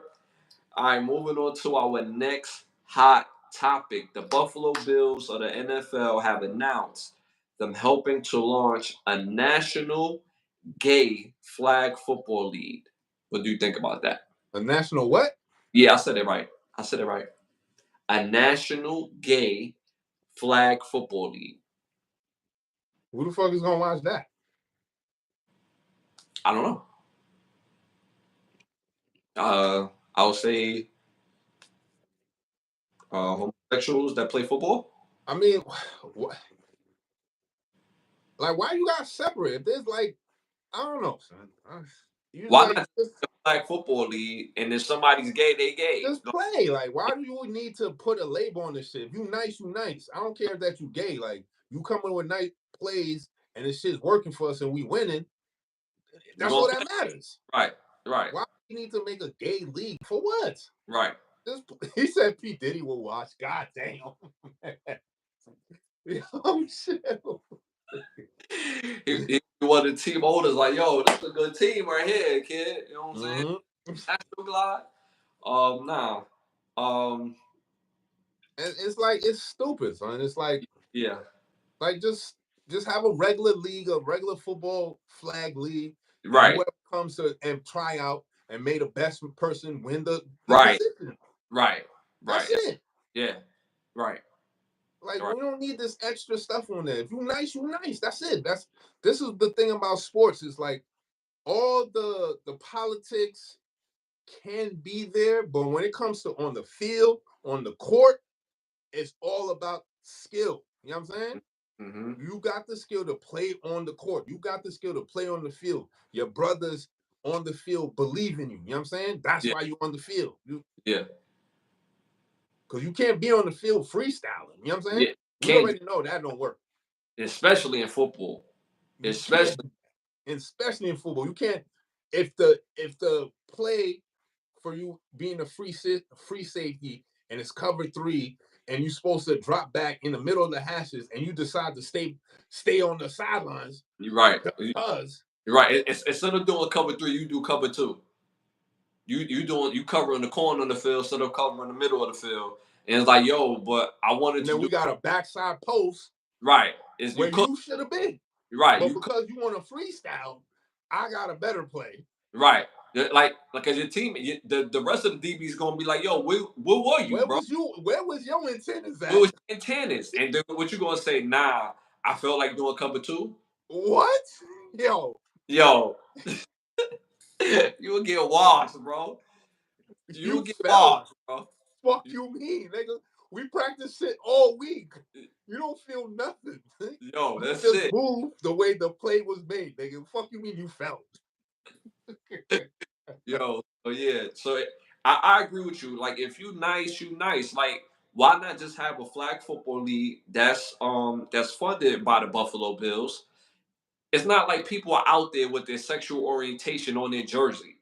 Like, Like, come on, son. Like, that's just crazy to me. so why make this a thing? You know what I mean? So if you got a flag football league and you have people out there that could just play regardless of their sexual orientation, then that's all that should matter. Just That's all. fucking play, son. Whether it's co-ed, whatever. You know what I'm saying? everybody play, and you create you know what I'm saying, a whole league with it. You know what I'm saying? Yeah. Best team wins. They come to the Bills game, whatever the fuck. You know what I'm Yeah. saying? But this Yeah. part right here, this shit right here is not needed, and it doesn't make no sense. When I'm not ostracizing nobody, but it's just I feel it would be weird where it's like, okay, I would feel some type of way if niggas like, all right, we gonna create a flag league, but we only want Haitians. Right. Like what? Like what? Nah, son. Yo, that would be wild. Like, yo. First of all of us don't even play football, so the team is gonna be suspect, nigga. That's number one. You know Yeah. what I'm saying? Yeah. So nah, nigga, we need to go to other hoods, my nigga. Nah, Yeah. son. Cause I ain't gonna be the only brother, nigga. Nah, son. Yeah. We need to go to other hoods. We need to go other places and open the you know what I'm saying, the pool market up. You know what I'm saying? We can't just only be Haitians, my nigga. Nah. It ain't gonna work, son. Only qualification. Like, yo, you Haitian? Oh Like, you can play, so you ready. Like, nah. yeah, that's ridiculous. And they need to do better, you know. So, all right, moving on to our next hot topic. Doctors say that using mouthwash, is aging your junk pores in your brain.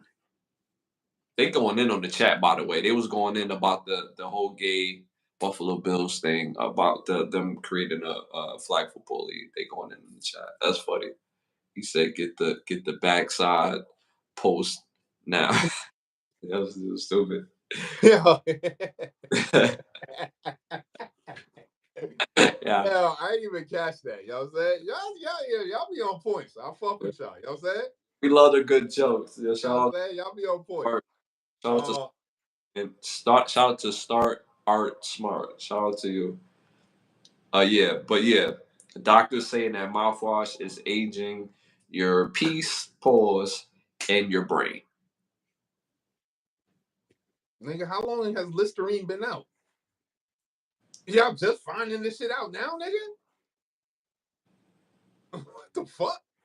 And you know, oddly enough, for the last 60 days, I don't know why I started doing it, but I just started doing it. No, I looked up some information that had nothing to do with this. They said if you use baking soda and white vinegar to do the rinse out, it's a different effect on your teeth than the regular, mouthwash and I heard I didn't hear about baking soda and vinegar. I heard about baking soda and peroxide. okay. You would use baking soda, brush your teeth with baking soda first, then you would rinse your mouth out, pause, with peroxide, and Hmm. then brush your teeth. I heard that. I'm gonna try the vinegar one too. Hmm. But even before then, I wouldn't use I stopped using Listerine a long time ago, so I was using Tom Tom, or I was using other quote unquote natural Yeah. uh mouthwash or whatever when they say natural. Now, like it's like now you saying this is like y'all been put the chemicals that affect the person's brain and affect the person's, you know what I'm saying? Yeah. Y'all put it in there. Yeah. So Fact. why would that be needed in there? If you know what I'm saying, why was that ingredient needed Yeah. at all? Yeah. And then Did y'all put it in there by accident, or you know what I'm saying? right. And you know, like I said, for the last 60 days, I thought it would be like a thing that it would be, sometimes where you're ingrained into doing something that you would like, damn, this is kind of like this is real different.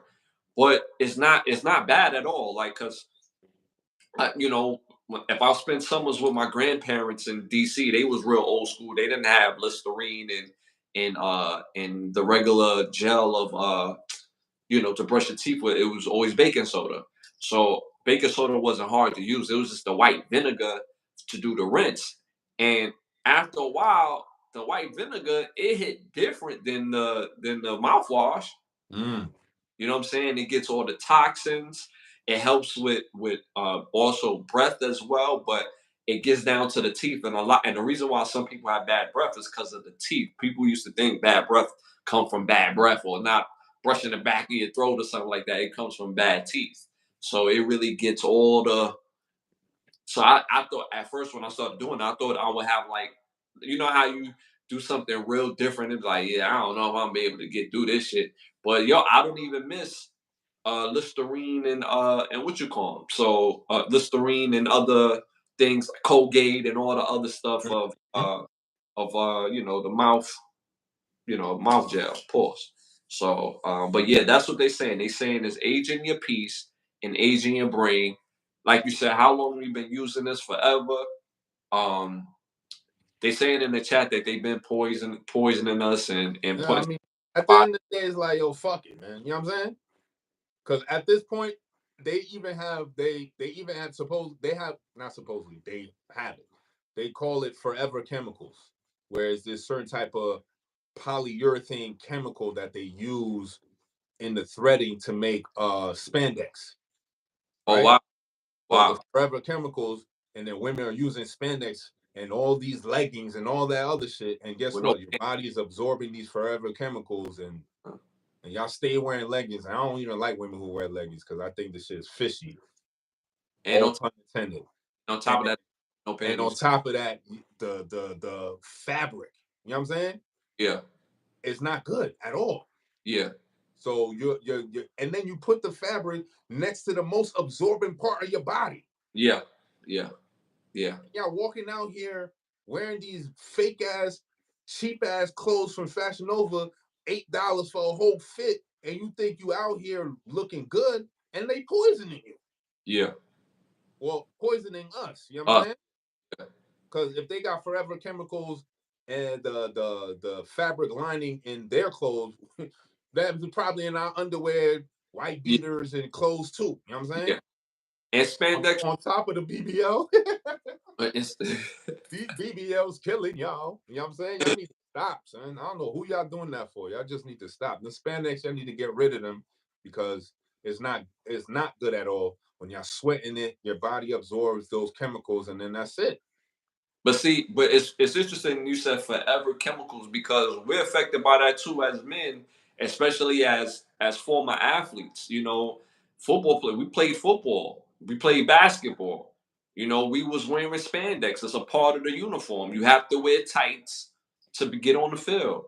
Even in basketball, you don't Remember, we just have to wear the tights to put the thigh pads. right. You know what I'm saying? Man, But even the tights under the thigh pad, you know what I'm saying? Because that's a form of freshness. You know what I'm saying? If you got a nice pair of tights under your football pants, like if you know what I'm saying, if you got on red pants and you got on red or white tights with the red side, you know what I'm saying? All that is a fashion statement when you're playing football. Basketball is the same way. The arm sleeve is a fashion statement. The spandex under your uniform. So if they have them type of chemicals in those fabrics, then a lot of people is a lot affected. of us. My thing is like you don't even need those chemicals to make the clothing in the first place. That's wild. Yeah, that's And wild. that's the whole point is like you don't need those chemicals at all. It's just a cheaper way of making it Right, as opposed to paying somebody to thread the outfit together. right, You right, know what I'm saying? right. a lot And of a lot of this stuff is killing us, and we have to be more mindful and don't be what I call traditionally dumb. Meaning that we learn things from our parents, and because we've seen our parents do it for years and years and years, that we think it's safe and smart to do when it's not. Like a thing that I learned about the other day when I put stuff in the oven, pause, is always around aluminum. And I found out aluminum is one of the worst things that you could put in the oven when you making your food because the aluminum seeps into the food nigga, how long has niggas been using Reynolds wrap? forever, bro. How many times you been to a cookout and you leaving with some food In the and you aluminum, know you gotta leave with like 2, 3 plates. So I go get my plate, right? Then I come back and stash 3 plates, right? But guess what I'm using? Reynolds wrap to cover it. right? And guess what? Niggas been it's like, yo, son, what like Yo, throw the whole earth away. We just need to start over because this is ridiculous. The people we put in well, we ain't put them in charge. The people who elected themselves to be in charge, they making these goofy ass decisions and nobody's checking them. Right. It's Game of Thrones, bro. We Game, got too many Ramsey Boltons running around here. You know what I'm saying? it's Game of Just doing Thrones. shit just cuz. Just cause, bro. Game of Thrones, bro. Game of Thrones. That is wild. All right, y'all. Moving on to our next hot topic. NBA Karl Malone has finally made peace with the fact that he conceived a son with a 13-year-old girl when he was 13, playing for the Utah Jazz in the beginning of his career. DNA test proved that he was the father of Demetrius Bell, who turned out to be an offensive tackle for the Buffalo Bills. What do you think about that? Wait. Hold on. You mean to tell me his son is a NFL player right now in the Yeah, league? yeah. Demetrius Bell. Yo, Big that, dude, too. Pause. hmm? Big dude, too. Pause. That's crazy. And he had a baby with Gloria Bell when she was 13 and he was 22 while he was playing for the Utah Jazz. I mean, that must be nice to make peace with it if you ain't even do no jail time for the actual crime you committed. It must be cool to just make peace with it. You know what I'm saying? And at the time, he was fighting to pay $125 a week of child support, Oh, and they ended up settling for a different amount later. But the fact that he was able to have a baby with the fact that he was sleeping with a teenager at this time is beyond me. You have somebody like I don't. I said I wasn't going to speak on this dude, but Stephen A. Smith was going in. He takes he selects randomly on who he wants to speak on, but he's often glazed Karl Malone. And this story has been out since the 90s that he had a child with a 13-year-old girl. What now? So now this confirms that he has a child. The child is an adult man. He's doing well for himself. He's an offensive lineman for the Buffalo Bills. Wonderful. His mom is taken care of. Wonderful. But the fact that the act alone that he did this when he was 22, grown at like I have to put me in this. When I was 22, I didn't want no like teenagers. I didn't go back to my high school. I didn't go back to my stomping ground she, for the she's girls. preteen, my nigga. Like, like, what are we doing? I'm That's the eighth grown grade. About to go to high school, freshman year. Eighth crazy, grade, and you a 22-year-old man, crazy. and because you had a prominent basketball career, we was able to shuffle some shit, get a cleaner to clean this up. You know what I'm saying? Yeah, the story's out there, but we're gonna control it as much as we can, especially in the 90s. And yeah, yeah, It you was could, dumb easy to control stories in the yeah, 90s. That's why yeah. we finding about shit now. You're right. Perfect example, when the P. Diddy shooting happened, right? Hmm. I did not know that the girl who actually got shot in the face testified and said that it was Diddy that shot her in the Yeah, face the whole time. yeah, yeah. She said that the whole time. But remember, we never got that part as the public is concerned. You know what I'm saying? Hmm. It's only now she coming out and saying this shit, but saying that she's been saying it. You know what I'm saying? Yeah, So, it was on a few publications, but because it was the 90s, they killed that storyline. right.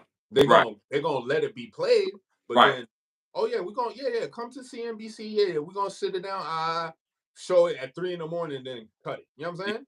killed the story. Right. Hmm. And then never hear about it again. So it's like my point is that it was already in the know. Yeah. Yes. You Yes. feel me? And Yes. people still went about their way. And this is, of course, is an umbrella example of entertainment. So if it's like this in the culture of entertainment, then you can't just cherry pick certain people. Mm-hmm. When you feel as though it's best for you to pick somebody and be like, oh, now we're gonna put it on him today, and then everybody else just stay quiet. You know what I'm saying? So the Yeah. Diddy situation is like, yo, it's mad at the niggas at these parties. Nobody ain't saying shit. Right. No, Oh, I know why. Because there's a lot of popping the tape showing what you did last night. Because you part and parcel with some of this shit. So that's why you can't say shit because you with it. You know what I'm saying? yeah. You was down Yeah. with it. Mm-hmm. Because what's the saying? Don't throw stones if you have a glass house. You know what I'm saying? Mm-hmm. So you can't say shit because you was there too. So that's why nobody ain't saying nothing about Diddy. That's why nobody ain't saying nothing about this karma. How you feel bad about some shit that, yeah, how you felt bad about that? Mm-hmm. How was the interaction? That wasn't some consenting. She was too young to consent. And But then how, you tell me he was fighting to pay $125. The audacity, my nigga. The audacity is crazy, my nigga. And it boils down back to my point. A lot of these niggas don't get bitches, my nigga. Just mm-hmm. because you got money and you got millions, you still a lame with millions, my nigga. That's Mm-hmm. it. Just Mm-hmm. because you got money don't make you litter. You still a Just, lame nigga. just because you famous, You don't make. still a lame. Yeah. Yeah. Because you Fact. have to go to a 13-year-old. You already in the league at 22. You know what I'm saying? You playing for Utah. You on TV. You can't get no hoes. Bro. I Come on, went, son.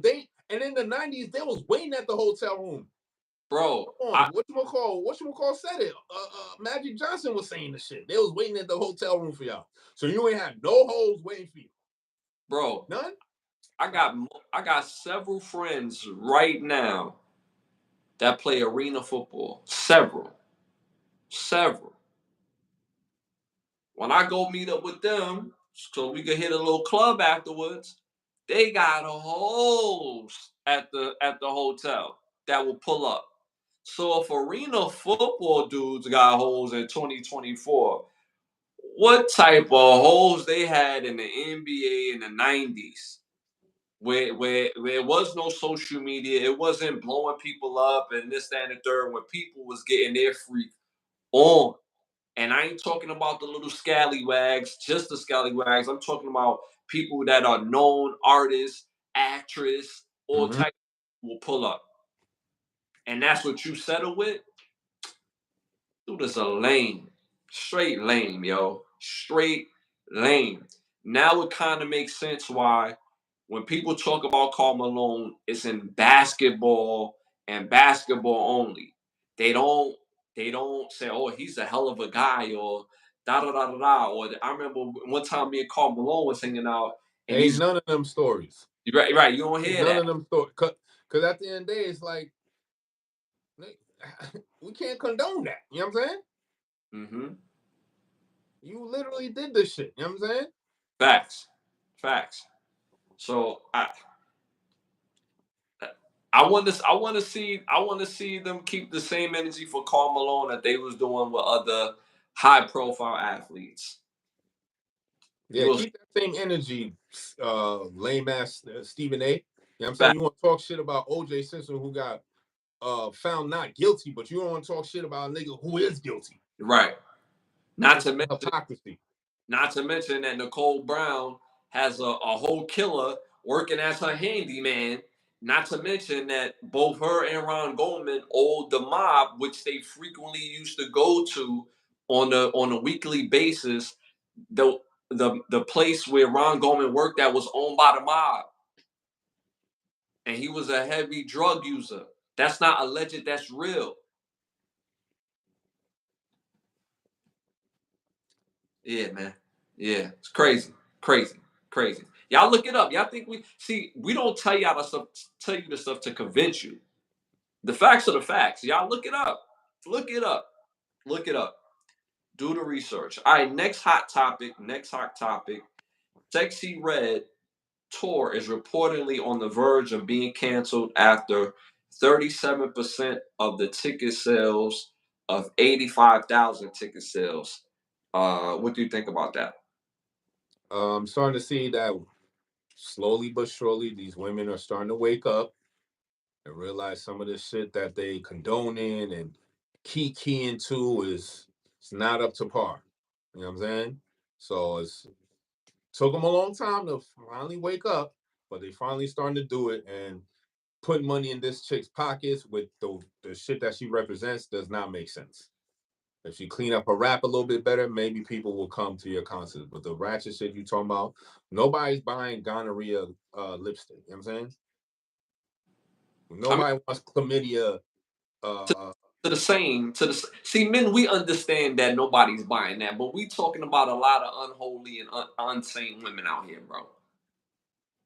at the end of the day, no matter how far you run from it, like you're still gonna have to accept the fact that there's still gonna be certain things you're gonna have to respect about yourself. You know what I'm saying? Facts, facts. So you moving like this, always cool for a little bit, but then when you're not getting the results that you actually want, you gotta look at yourself. Like, Mm-hmm. so I'm shout out to the women. I'm glad to see that some of y'all starting to wake up. It's about goddamn time. You know what I'm saying? Niggas been waiting for this, so hopefully the sisterhood catch up a little bit faster because y'all got all these degrees, right? Mm-hmm. Y'all could pass school and all that, get all these PhDs, but you can't figure out the conundrum that you in that they're trying to finesse you. Mm-hmm. You know what I'm saying? So y'all got all these marketing degrees and psychology degrees. You could read people's mind, but you can't read the finesse. You can't read the room when your man not happy.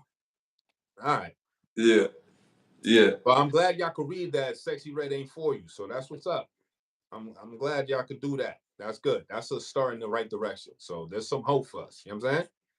See, the thing is, like the way I look at it, like an artist like Sexy Red has always been in the music industry, right? There's always been raunchy acts in the music industry, but it was never the norm the way that it is right now. It's Or normal. celebrated or like paraded out in the front street like Yeah, that. You know what I'm saying? and see, I don't blame Sexy Red because she's just doing what she can do. It's up to the rest of the world if they're gonna jack what she's doing. It's up to the music publication if they say, yeah, we're gonna run this Sexy Red girl instead of running JID or this artist or that artist. So it's not her fault. So the fact that she's struggling to sell tickets, I necessarily don't believe that. Mainly because it has more so to do with wrong venues, being that the venue is too big. One, pause, and two, her not knowing her markets as of yet, or still experiencing with markets. So the markets that she's choosing and the venues may be too big for her. So if she shrunk her venue size down a little bit and focus on the markets that really rock with her, she could turn this tour around.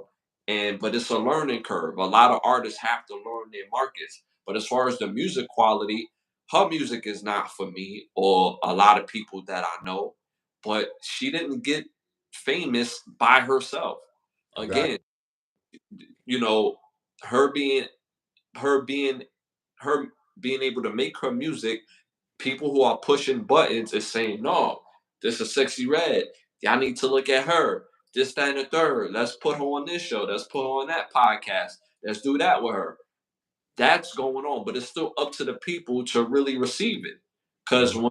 when like, let's keep it real. When, and I'm not dissing them, but when Talib Kweli came out, right, and he was young and he was popping, if they pushing Talib Kweli, then no matter what the people reaction would be, they would still continue to push Talib Kweli. But because Talib Kweli speaks to a certain demographic, which he speaks to more so MCs, he speaks to other like a rap culture, right? Sexy Red is rap culture, but she's like rap culture. Uh, uh, uh damn the artist that I just said, Talib Kweli, he's MC, rapper, hip hop culture. That's the upper echelon. But when he first came out, they didn't push him like that. Mm-hmm. Sexy Red, I don't know many people that like her music. I'm not saying this as a diss to her. I don't know many people that like her music, me personally. But again, the people that I know and myself is not the rest of the world.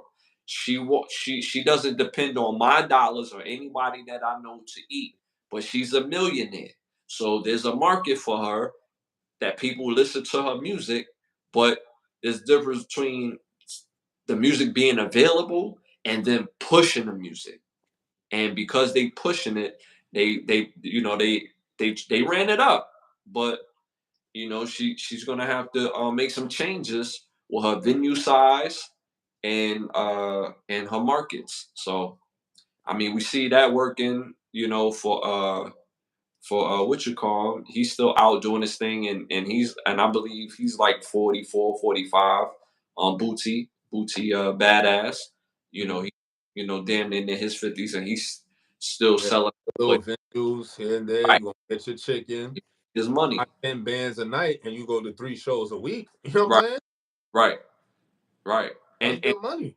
and his purse pause um for a show is about 80 bands, from 60 to 80 bands. That's what I'm. So that Yeah, means the venue he's going to is pulling more than that for them to pay him that. You know what I'm saying? So yeah, if he's pulling people to come to the venue, like you said, it's probably going to a small venue where it's yeah, enough to make yeah, money, where yeah, it makes sense for them to yeah, pay him 80 bands. You know what I'm saying? yeah. Because at the end of the day, it's a little boost. Like, let's be real. But down south, that's, you know what I'm saying? Right, This certain market venue, yeah, it'll right, make sense. right. But other market venues, like, nah, well, you're not gonna get 80. I'm gonna give you 10, maybe. You I, know what I'm saying? I'm Depending on where it's at. I'm gonna keep it real. Like Bootsy, and this is not about Bootsy. This is about Sexy Red. But Bootsy is big in Florida. He's big in Louisiana, That's what Georgia. you go to these areas, these like the Chitlin circuit that used to be back in there. You go to certain areas where you maximize your purse. You know what I'm saying? You maximize your area because people fuck with you in these areas. There's no problem staying in the panhandles of the South. Uh huh. Nothing wrong with that. If you gonna eat, what's the problem? Yeah. You Ro- eating off what you love doing, you getting a good piece of change every couple of nights. hmm Roman Jack is stupid. He said, "When we gonna get a sexy ass show?" Stupid. Yeah. All right, all right, y'all. Yeah. So that's what she's got to do, or come out with another hit, and that would them sales will pick up, or have a storyline that people, what I'm saying, people gonna want to see you. So but there's always a space for anybody in music. Anybody that does music, I want everybody to eat. Your art is your art. I want Sexy Red to eat, but at the end of the day, you could tell when somebody's pushing something, not her, but when somebody's pushing something that is not necessarily um like they was talking about the BET Awards not being good because of the lack of talent. There's not a lack of talent out here. It's a lot of talent out here. But people gauge talent with being famous. There's a lot of people who have talent who are not famous, who are not that popular. But if you put them on stage, you're going to get a hellified show. So if we're ready to really have that conversation, to put people and go see people who is talented, not necessarily, if somebody's talented, they could become popular just by you supporting them. They shouldn't have to make a TikTok video eating a bowl of shit to become famous just so you could go to their show. That's basically what a lot of these female artists is doing. They get up on social media, wear thong, bend over, show their everything, and you're gonna want to see them in person. They're not putting their talent first. So all right, moving on, moving on. This next segment is brought to you by Bravo Section. Make sure you go to bigbbravosection.com right now. Again, bigbbravosection.com right now to book a session with one of the best photographers in the world if you're in the Miami area. If you're not in the Miami area, you can still book that session. They'll fly out and take care of your session. You got a petty thought for us? I got some petty words. You know how I do. We always in the Bible. But chat, y'all, I gotta admit, I might need to go get a newer edition, son. Because the sixth edition ain't cutting it. You know what I'm saying? But I just found out that if I want to get the first edition Black's Law Dictionary from 1891, I gotta drop $3,500 to get the first edition. But we'll see. So I'm a little upset with Oh, these words what I you said? picked out. You said what? $3,500. And I think a dude copped it. He might have copped, and he copped the original one, and that shit was like 38. Yeah, you know what I'm saying? $3,800. So, first word on the list. These words I picked, very interesting. So you got to understand, words are magic.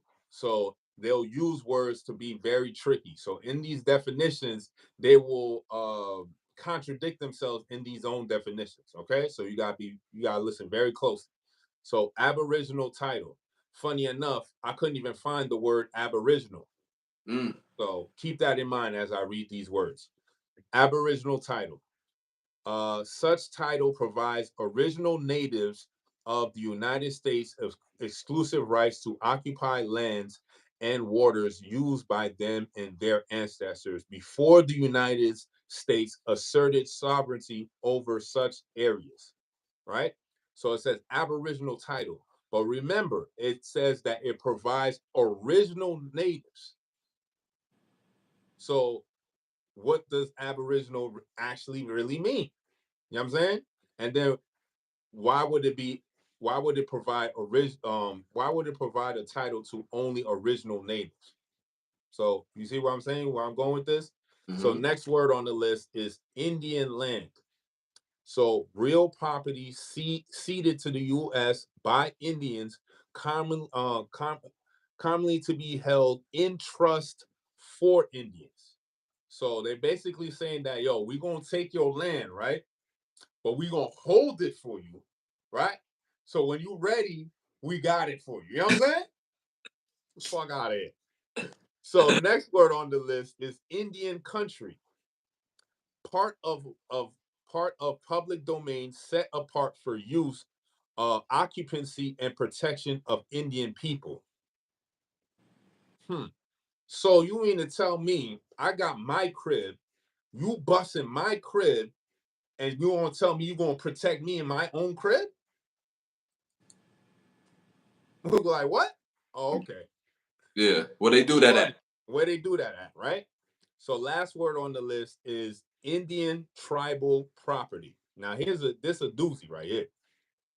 All right, so it means claim of Indian tribes of right because the immemorial occupancy to occupy certain territory to the exclusion of any other Indians. So the case that you could look up is the Northwest Bands of Shoshone Indians versus the U.S. So now it says permissive right of to occupancy granted by federal government to Aboriginal possessors of the land. It is a mere possession, not specifically recognized as ownership, and may be extinguished by federal government at any time. Now remember, I talked about Aboriginal title, right? Where they said that, oh, we gonna give you your land, right? So now it's saying in Aboriginal and Indian tribal property that they're granting you possession of your own land. Mm-hmm. How the fuck you gonna grant me possession of my own crib? Mm-hmm. And then gonna be like, well, yeah, you may have a possession of it, but I don't recognize you as being the owner of your own crib. So I'm gonna hold your crib for you. You see the funniness in the game that the US is playing? But Yeah. remember, I only said the US was only mentioned in Aboriginal title, Indian land, and Indian country. In Indian tribal property, it says the federal government. So you got to understand the US and federal government are two separate things. Mm-hmm. The US is a corporation. The federal government is the actual government of the land. Mm-hmm. US is a separate entity. You know what I'm saying? Mm-hmm. So when I said in the Aboriginal title that that such title provides original natives of the U.S. That right there is code for letting you know that those are not the original people, because you're tied to the United States, but you're not tied to America. See me? United States is solely different. America is the land. United States is a corporation. So if you taking aboriginal title, you're not taking title of the proper land. You're taking title of some shit that they making up. Yeah. You know what I'm saying? Yeah. So the word game is crazy. The word magic is the spells that they put in on. Remember when you have to spell words? You know what I'm saying? Remember that back in the day? Yeah. Same shit going on. They creating spells with these words. So that's why I say words are very important. How people speak are very important. Dialogue is very important. You know what I'm saying? Ron Jack is you a funny guy, man. You know what I'm saying? So words is very important. So the words for this week was Aboriginal title, Indian land, Indian country, and Indian tribal property. And funny enough, I may have to throw the 6th edition away because I couldn't even find the definition of Indian. So as we going through this journey with y'all, I thought I was hyping the 6th edition, but now as I'm going through it, it's a lot of words missing. Yeah. You know what I'm saying? Yeah. Aboriginal, Indian, black, like, nah, this is unacceptable. So might have to get the 1st edition, y'all. You know what I'm saying? I'm gonna keep y'all tuned in. So that was my petty thought for this episode. Lit, very informative, lit. It's funny that you mentioned spells because we say spells all the time and don't realize that like a prayer is a form of spell. You know, the fact that we keep using in Jesus' name, like and Jesus wasn't his name. And then come to find out when we say in the name, it goes back to the text of one of the early Sumerians that's associated to the Anunnakis and the early Sumerians. There was a bunch of Sumerians, but one of the main gods, he was like, "Yo, nah, y'all gonna remember me." So in the name of is where it comes from, that Sumerian king. So it goes deep with this with spells. Even singing happy birthday to somebody is a real spell. I will never sing happy birthday song ever again. Never. I will tell somebody happy birthday, obviously, because I believe in birthdays, but I won't sing. I won't, you know what I'm saying? Be like, happy birthday. Yeah, I ain't doing all that. Like, happy birthday, G. You know what I'm saying? Let's live it up. You know what I'm saying? But a lot of the things that we do are forms of spell. Praying is a form of spell, especially when you're praying for something to go through, because we so ingrained into the earth. We so attached to the earth. If you ever wonder why you think of something out of the blue and then like 2 seconds later it appears. You're like, yo, I haven't seen this movie in a minute, and then 2 seconds the movie appears on one of the streaming platforms. You were like, I haven't seen this person in a while, and boom, you see them up on your social media, on your social media. So we so in tune with the land when you say things and put things into the air. That's why they say when you put things into the air, karma, all that is associated to us as gods of our own on this land. There's a high, there's always a higher plane, but you wonder why when you think of something that it happens, it comes true. It because we all connected. So it's pretty not funny, but it's fortuitous that you thought, well, not kismet, fortuitous. It's more kismet. It's more kismet that you brought that up. So yeah. All right, moving on to our next segment. I keep the lie live segment. Keep the lie live. The lie live. So my keep the lie live segment. We tapped on it last episode a little bit, but we're gonna dig in just a little deeper. But real quick, pause. Yo, Ron Jack wanna know what your birthday is so he can sing you a song. Yo, my birthday July 18th. July 18th. We're actually gonna be on the day of my birthday. I think it's a Thursday. Yeah, so we're gonna be on the day of my birthday. I'm not taking off. I'm coming on here with y'all. You know what I'm saying? And get popping. All right, so we touched on a little bit last episode. And again, thank you for that, Ron Jack. Thank you. We touched on it last episode, but we're gonna dig into it just real quick. You know, a little shout. Is being a stepdad rewarding in today's society? Um, the reason why I even asked that question because a lot of my friends growing up had stepdads and their stepfathers and their life enriched their life. It made them better men today. They look to their stepfathers as their actual dads. A lot of my friends. Some of my friends got their real dads and then they have their stepfathers, and both of them have been enriched, enrich one of my friends' lives or friends' lives. Some of my friends just had their stepdads, and their stepdads treated them like their sons. You know what I'm saying? Like their biological sons, I should say. And they love them all the same. Uh, so a lot of my friends benefited from having stepfathers growing up. But in today's era, obviously the respect level we spoke on it is not as high for stepdads because the women is not putting the fathers, not just stepdads, but fathers on a need platform like how our mothers put the need platform of fathers and stepfathers when we was younger in our era, I should say.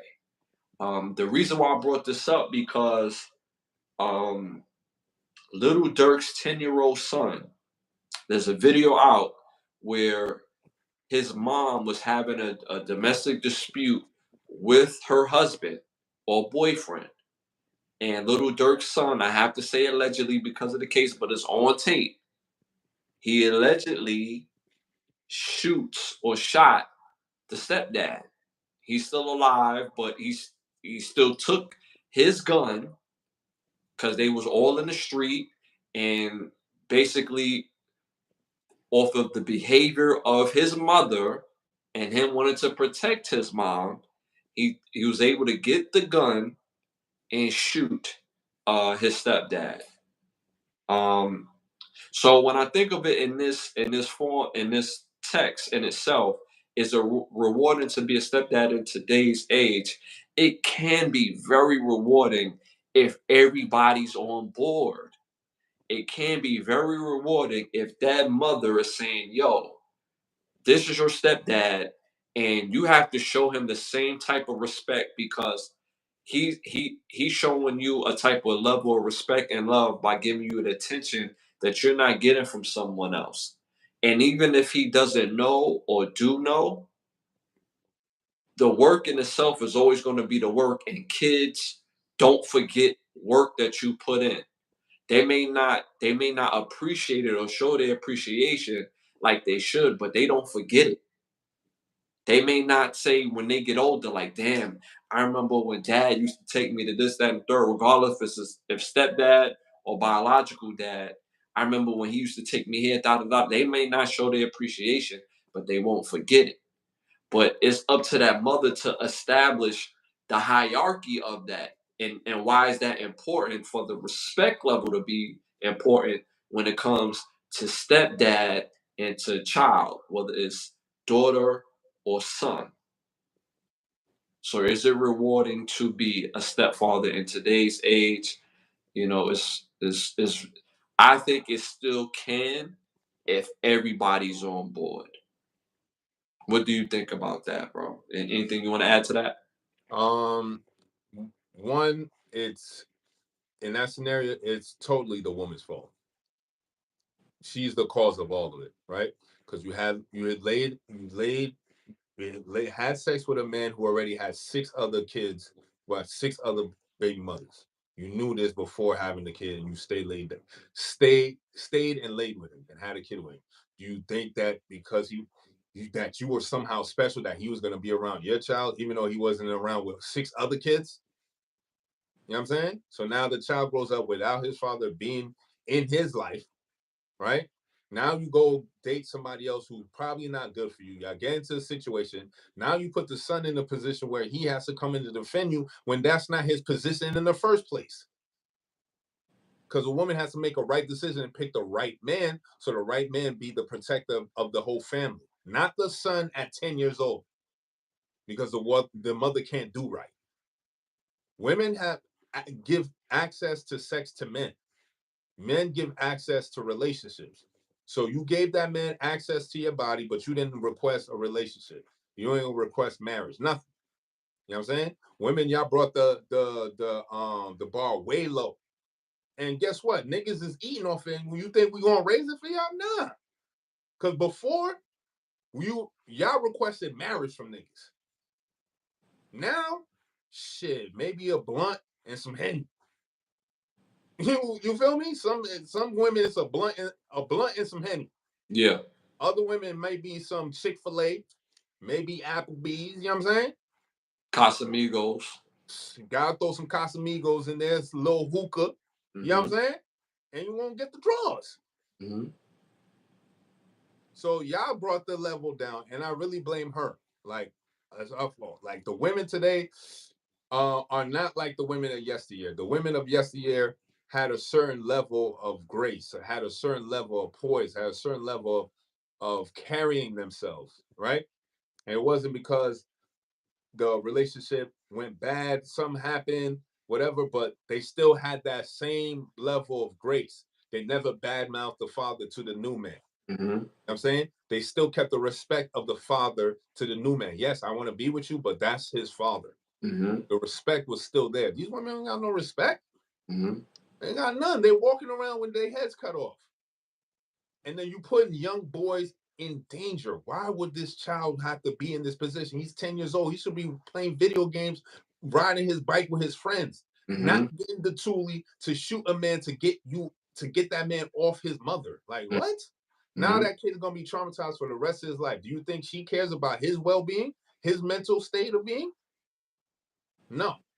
Mm-hmm. And this is where we at with it. You know what I'm saying? It's very sad. I really feel sad for the son to go through some type of trauma like that. Cause me at 10, I've seen some shit at 10 years old. You know what I'm saying? That you're not supposed to see.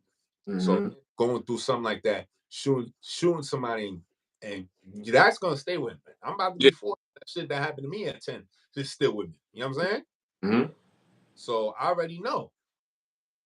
And I blame his mom. And the fact that and I know for a fact she don't even see the fault in her ways. Mm-hmm. There's going to be more of those scenarios, maybe escalated. Hopefully not. If you learn from your lesson from this scenario, just raise your kid. You know what I'm saying? You should not be out here dating again. For what? You made your choice. It should be not next for the next man to come in and take care of that. Nah, equality, right? You made your choice. Now you got to lay with it. You know what I'm saying? It's just because men care so much that he's willing to take on that burden. Mm-hmm. But men, you don't have to if you that's not an option for you. Because there's plenty of better options out there. Mm-hmm. Taking on another man's burden is not it, son. Because you could have ended up 6 feet under. For what? Now you don't got no legacy. You dead. Gone. That's a fact. You know what That's I'm saying? So yeah. And then also, men, you have to take accountability as well, mainly because we're men. You know what Martin told Chip at Nipsey's, like when he was talking about Pam, he was like, "Yo, Chip, you gotta take extra precautions with her, man. Like, do you got all your shots? You know what I'm saying? Like, and I know I'm being jokey when I say that, but at the end of the day, it's like men. Like I said, it could be very rewarding to raise another man's child if everybody's on board, especially if that man has never been in the picture. He doesn't plan on being in the picture and he ain't going to be in the picture, right? Now, if he is in the picture a little bit, that's still his child as well. But it could be very rewarding if and only if everybody's on board. Mama's on board. The supporting cast of your family, whether it's grandma, whether it's cousins, whether it's aunties, uncles, whatever the supporting cast is, has to be on board. That's for any and all kids, regardless if they step or biological. Me as a kid, my dad was like super, like he was a different dude because he was struggling when I was growing up, right? But at the same time, my father had a whole lot of skills that he can do, right? So me, outside of my dad not being, I'm sorry about that. Outside of my father, if I'm not with my dad, I have to be around other strong men that I was around, like men that I call they my father's friends, but I call them uncles, and these are strong, you know, personalities, energy type of dudes, just like my dad. It takes a village. That's the supporting cast of what I'm talking about. Same thing with my mom. If my mom is not around, then I had other women that care for me like a son. I'm not their son, but they care for me like a son. I could talk to them like I'm their son in the sense of like I could share with things that's on my mind and my brain, and uh they will know how to understand where I'm coming from and be able to get through to me in a certain type of way. It takes a village, so everybody has to be on board, and it could be very rewarding. So that's what I have to say about keep the light live for this particular episode. Facts. Yo, y'all, man, this has been another great one. Like we don't even want to leave. Like we've been up here for a minute, man, and we appreciate y'all always, man. Thank y'all for tuning in to episode 72. Oh my God, 72. We damn near got enough episodes to be syndicated, bro. About to be there in a minute. In a minute. Yeah, again, I want to thank y'all for hitting that subscribe button for this channel. We really appreciate it. Like wholeheartedly, it's a whole bunch of content on this channel. Thank y'all for tapping and tuning in. For real, we up to over 7,000 subscribers on this channel already. We trying to get to that 10,000 mark. We can get there. Again, hit that subscribe, share, and that notification button. We're always have new rewatches. We up over 160 videos for this channel. It's a lot of videos, so make sure y'all tap in. We have merchandise in the link in the bios, so make sure y'all tapping into the merchandise as well. We want to thank y'all for supporting. I want to shout out some of our sponsors: Bravo Section, Button Snaps, OUV Records. If you're interested in becoming one of the sponsors of the show, you can hit me up on Instagram at Ashley Lovechild, or get my brother on his Instagram at Bravo section _ So make sure if you're interested in becoming one of the sponsors of the show, tap in with us. Uh, Again, make sure y'all tap into the Overstand podcast every Monday at 9:30 p.m. While understand where you can overstand. And of course, tap in with Ken and Brothers Get a Rap with us every Sunday, every Thursday at 10:30 p.m. Man, it's been another one. We love y'all. Be on the lookout. I'm working on a new EP right now called Summer 2008. I'm very excited for this new project, so be on the lookout for that. Working on that, so be on the lookout for that. Anything you want to plug in, pause, before we get up out of here? Tune in on us on Sunday, baby. You already know. You already know. We got another one down. It's episode 72. We'll be back Sunday, 10:30. And as always, love. We out of here. Yup.